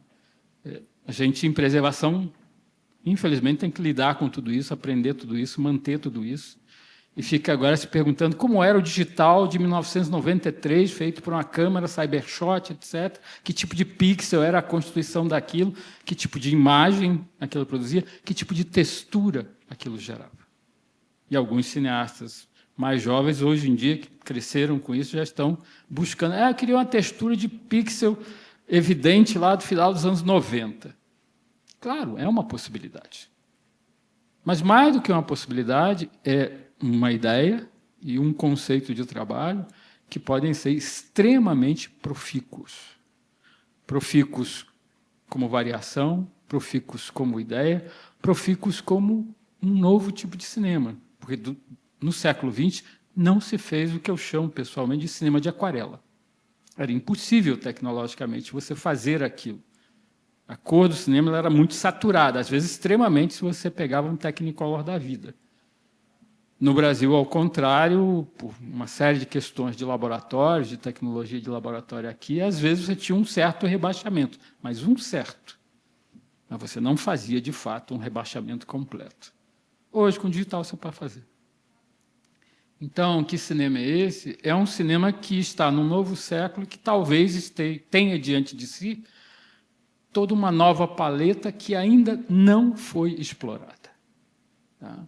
E, nesse sentido, há algumas ideias, criações, referências do passado super importantes. O Júlio mencionou aqui umas ideias chaves, sobretudo essa da textura. Então, não adianta ter 100 milhões de dólares ou ter 10 reais, vai ser textura, isso não muda mesmo. Fisicamente está lá, se inscreve de alguma maneira. Mas o que você faz a partir disso? Como é que você trabalha a partir disso? Como é que você, na verdade, se torna consciente de que você mexe com um meio tecnológico, com alguma coisa que, às vezes, tem uma gama de possibilidades que é enorme e que a gente ainda, na verdade, não explorou minimamente. Nesse sentido, essa história ainda está só apenas começando, em vez de, na verdade, ter aí seus 130 anos acumulados. Porque as coisas, eventualmente, elas demoram muito a acontecer, demoram muito a se transformar, demoram muito a responder a certas inflexões de mercado, mas, quando isso se dá, todo um campo novo se abre e você tem que dialogar com o campo anterior. Tem que dialogar, por exemplo, com as texturas que Rodrigo e Júlio tiveram que lidar a partir não de digitalizar em 4, 8, 15K os originais, mas talvez lidar ali com um arquivo tirado do YouTube. Mas isso não necessariamente é alguma coisa menor, ruim ou algo do gênero. Ao contrário, pode ser uma forma de redescobrir o filme de um jeito que as plateias originais jamais tiveram oportunidade de ver. Então, nesse sentido, a preservação ela nos ensina que há um conjunto de possibilidades latentes na materialidade do cinema que ainda não foram, de fato, completamente exploradas. É isso.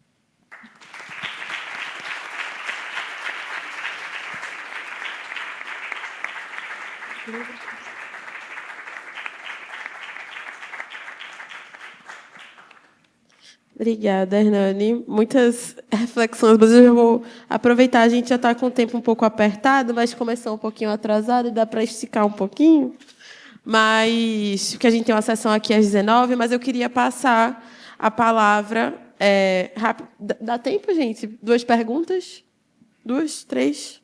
Alguém quer fazer perguntas? Isso é uma questão primeiro, né? Só uma pessoa ou um comentário, enfim. Ali em cima, por favor. Pode dizer teu nome e de onde tu vens, por favor. Meu nome é José, eu sou de Juiz de Fora, aqui de Minas Gerais mesmo. E a minha pergunta ela vai para o Bressani e para o Hernani. Né? O Bressani ele fala do invisível do cinema e o Hernani, pelo contrário, ele lida com a materialidade do cinema. E aí a minha pergunta, no sentido, ela vai para os dois, mas se estende aos outros também, nós vivemos em um momento onde se quer fazer crer que o invisível, quer dizer, o cinema, como colocou o Bressani, não tem materialidade alguma. são conteúdos de imagem que valem imediatamente. Qual é o caminho para recuperar isso do cinema, que é mais que uma soma de imagens, mas um pensamento crítico que ultrapassa a aleatoriedade? A gente pode começar com Hernânio. Quem quer começar?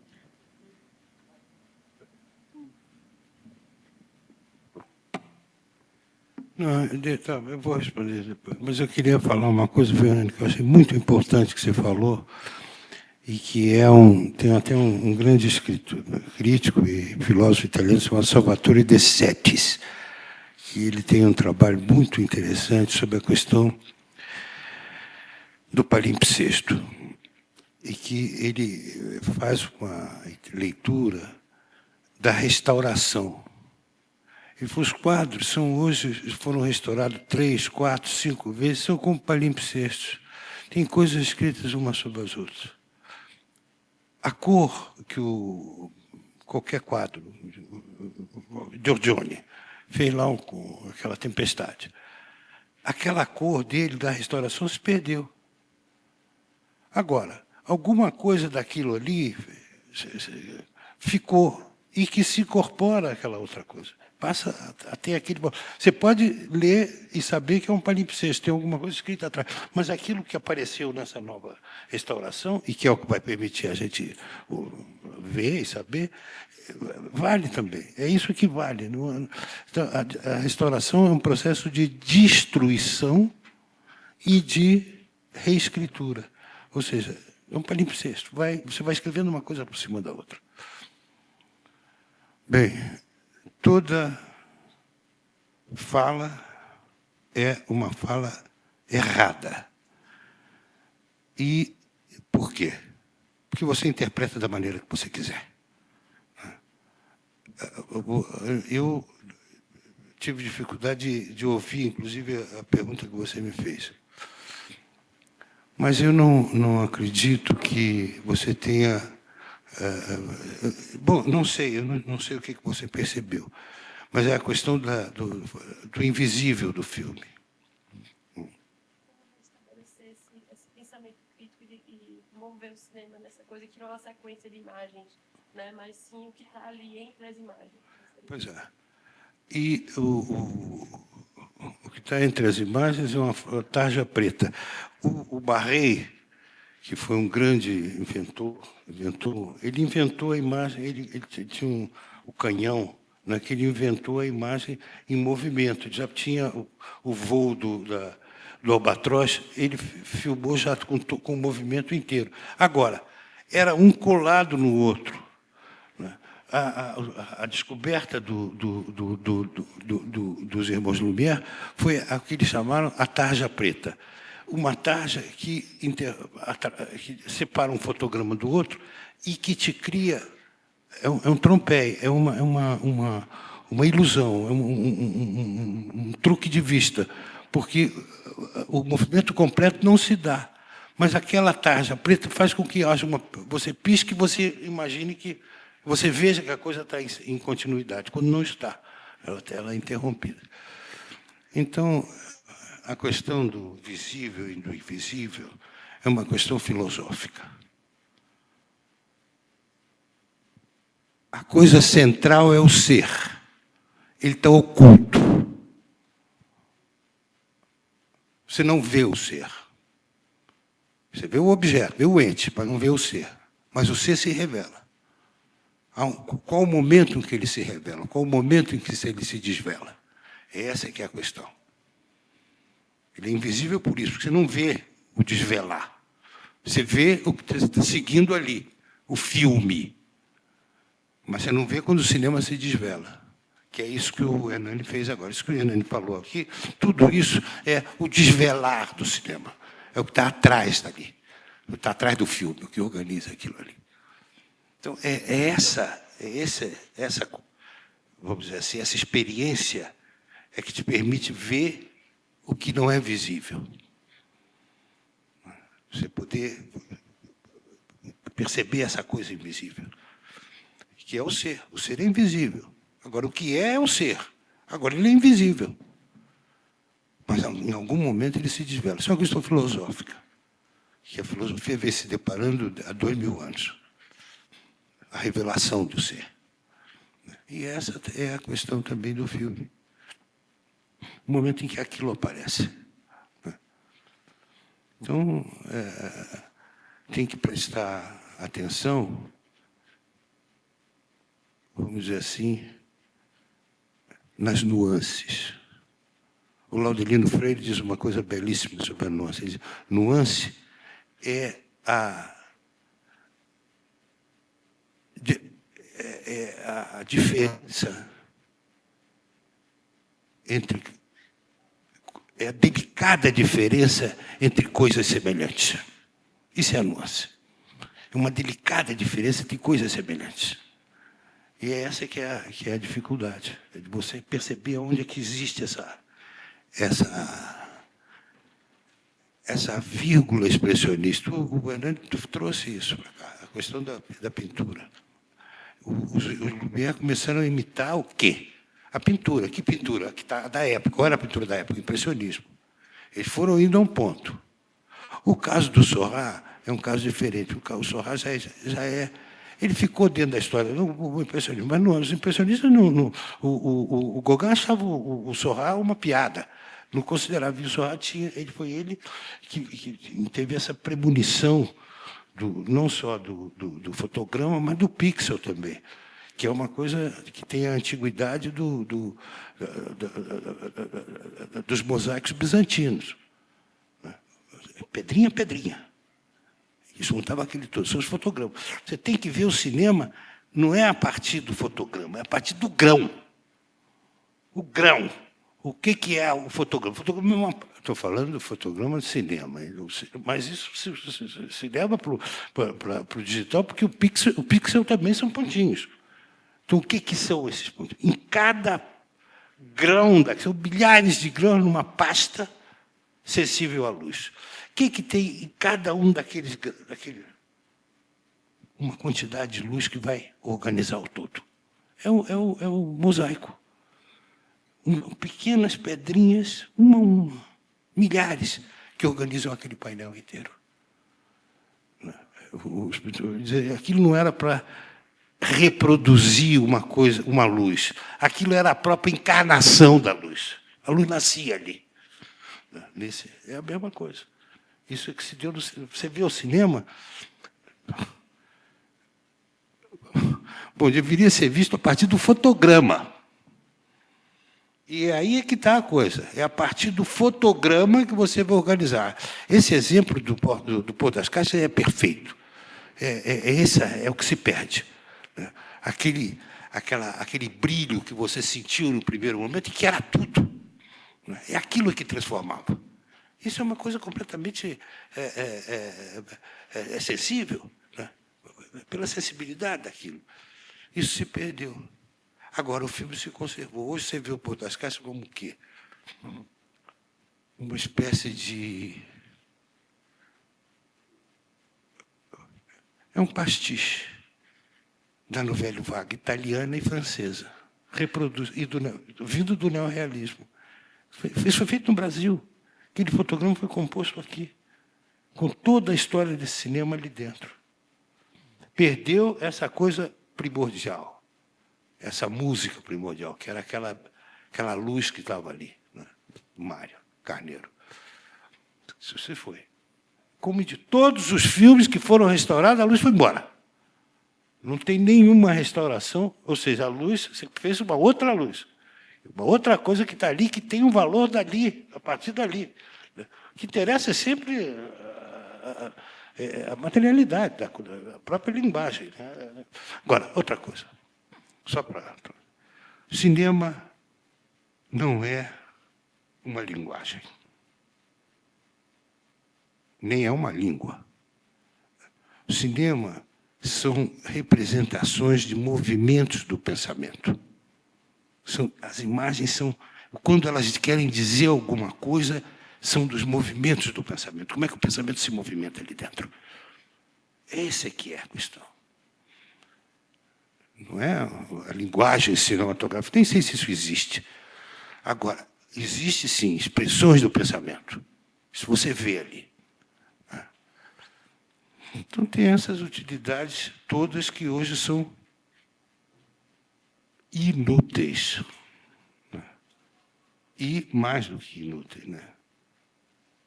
São inatuais. Inatual porque o inatual a força do inatual é justamente o fato de ele ser contemporâneo. O inatual é o contemporâneo. O inatual é o contemporâneo. Por quê? Porque o inatual está agarrado ao ontem. O agora foi ontem. Então, o inatual tem um anacronismo ali dentro. Né? Então, é evidente que essas coisas todas são consideradas o objeto que está... Isso você não tirou, caiu do céu, não é... Não são, você fez isso a partir do que você viu ali, do que o objeto está transmitindo. Seja ele o primeiro escrito, ou seja ele o 20º em cima daquele escrito. Cada um tem a sua coisa. Existem todas essas passagens, mas cada uma tem a sua interpretação. Né? E essa que é a questão importante. Porque é preciso ter experiência de leitura e experiência interpretativa. Não é explicativa, é interpretativa. Isso é que é preciso e que... Bom, talvez falte a gente um pouco de ferramentas, né, nutrientes, para essa... Bom, para essa revelação. Né? Isso é isso.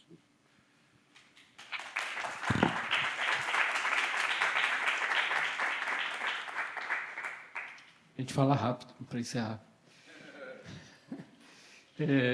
Te daria só 2 indicações. No texto do Francis, tenta conceituar justamente a ideia que gerou esse encontro, ele faz uma conexão entre filmes, crítica e espectadores. Quer dizer, as coisas não se esgotam nos filmes, muito pelo contrário. Os filmes, às vezes, são o disparador. Elas vão ter esse aspecto crítico, esse desenvolvimento de pensamento, etc., que você está colocando, na medida em que você mesmo entre ali numa relação e no embate com os filmes. E quando você pega uma obra como a do Rodrigo e do Júlio, que revisita filmes anteriores, você tem essa mesma relação. Então, hoje, inclusive, você tem muito isso. Você tem um cinema que trabalha com os chamados materiais de arquivo, que significa você, eventualmente, revisitar o filme original, não para supostamente dizer o que ele era, mas para extrair dele, talvez, uma nova perspectiva, um novo olhar crítico, etc. Só para finalizar, essa coisa de, às vezes, precisar de algum arsenal para fazer a interpretação ou para se aproximar da obra. Uma vez, um grande curador chamado Agnaldo Faria fez uma espécie de visita guiada por uma exposição comigo, e eu estranhei um quadro, eu disse, mas isso aqui está estranho, tem alguma coisa diferente, mas eu não sei o que é, porque eu não entendo nada de pintura. Ele disse, Hernani, normalmente o pintor ele pinta aqui, com a mão assim, muito próximo do quadro. Esse pegou o carvão e fez com a mão esticada. Ele gerou lá o desenho, a imagem com a mão esticada. Ele nunca flexionava. Produz uma imagem completamente diferente. Então, às vezes é isso. A gente pode até não ter a informação, mas ter a percepção de que isso aqui é diferente de alguma maneira. E, a partir daí, entrar na aventura do pensamento. Gente, é isso. A gente está com o horário bem apertado, mas obrigada a todo mundo. Obrigada também quem estava aí escutando, pensando junto. Convido vocês a olharem a programação. Os filmes que a gente mencionou, né, vão ser exibidos nos próximos dias. E acompanhem. E a conversa também pode continuar lá fora. Hoje tem programação aqui ainda, na praça, na tenda. E muito obrigada. Até já. Até daqui a pouco.